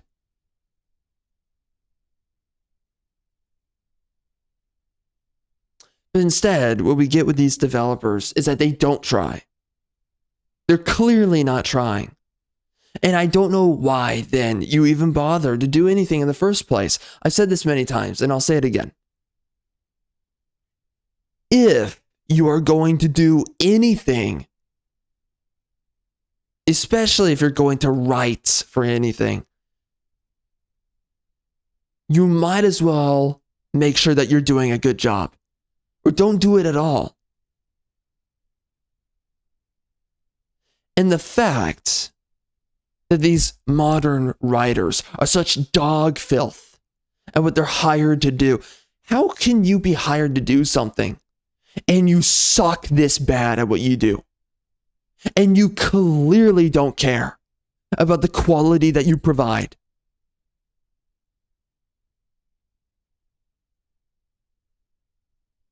These developers have AIDS. They absolutely have AIDS. And they don't care for the cure. They don't care. They just don't care. It's pathetic. Golly, man, at some point these people need to give a crap about what they're doing. Let me check here. When is Ninja Gaiden 4? So at some point we're going to be finishing Claire Obscura, I think, or maybe not. I don't know yet. I am going to be picking it up again though within the nearby future, but okay, yeah, Ninja Gaiden 4 is coming out a far ways from now, so I mean not too far, but far enough. It's like 3 months, so all right. Or 4 or 5. Anyway. So I guess that's metaphor. I was really, man, I mean, I wanted to try and believe that the game was going to be all right, but no, not even close. Man, dude, you know, a lot of people have said this, and I agree. It's a growing sentiment nowadays. There was a time where I used to get excited for every game that was announced, and now when I see games announced, I'm more demotivated. You know, I sat through the Summer Games Fest, and I was just like, every time I saw a trailer, I was like, I care that much less about the gaming industry. Nothing is exciting anymore. Everything is anti-fun. Everything's anti-exciting.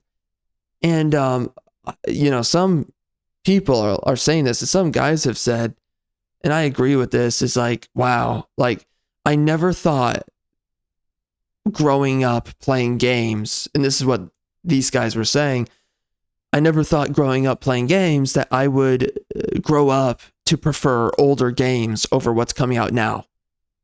And that's literally what has now happened. I legit care more about replaying games than playing these newer games. That is bad, man. Dude. Everybody needs to get fired. Everybody.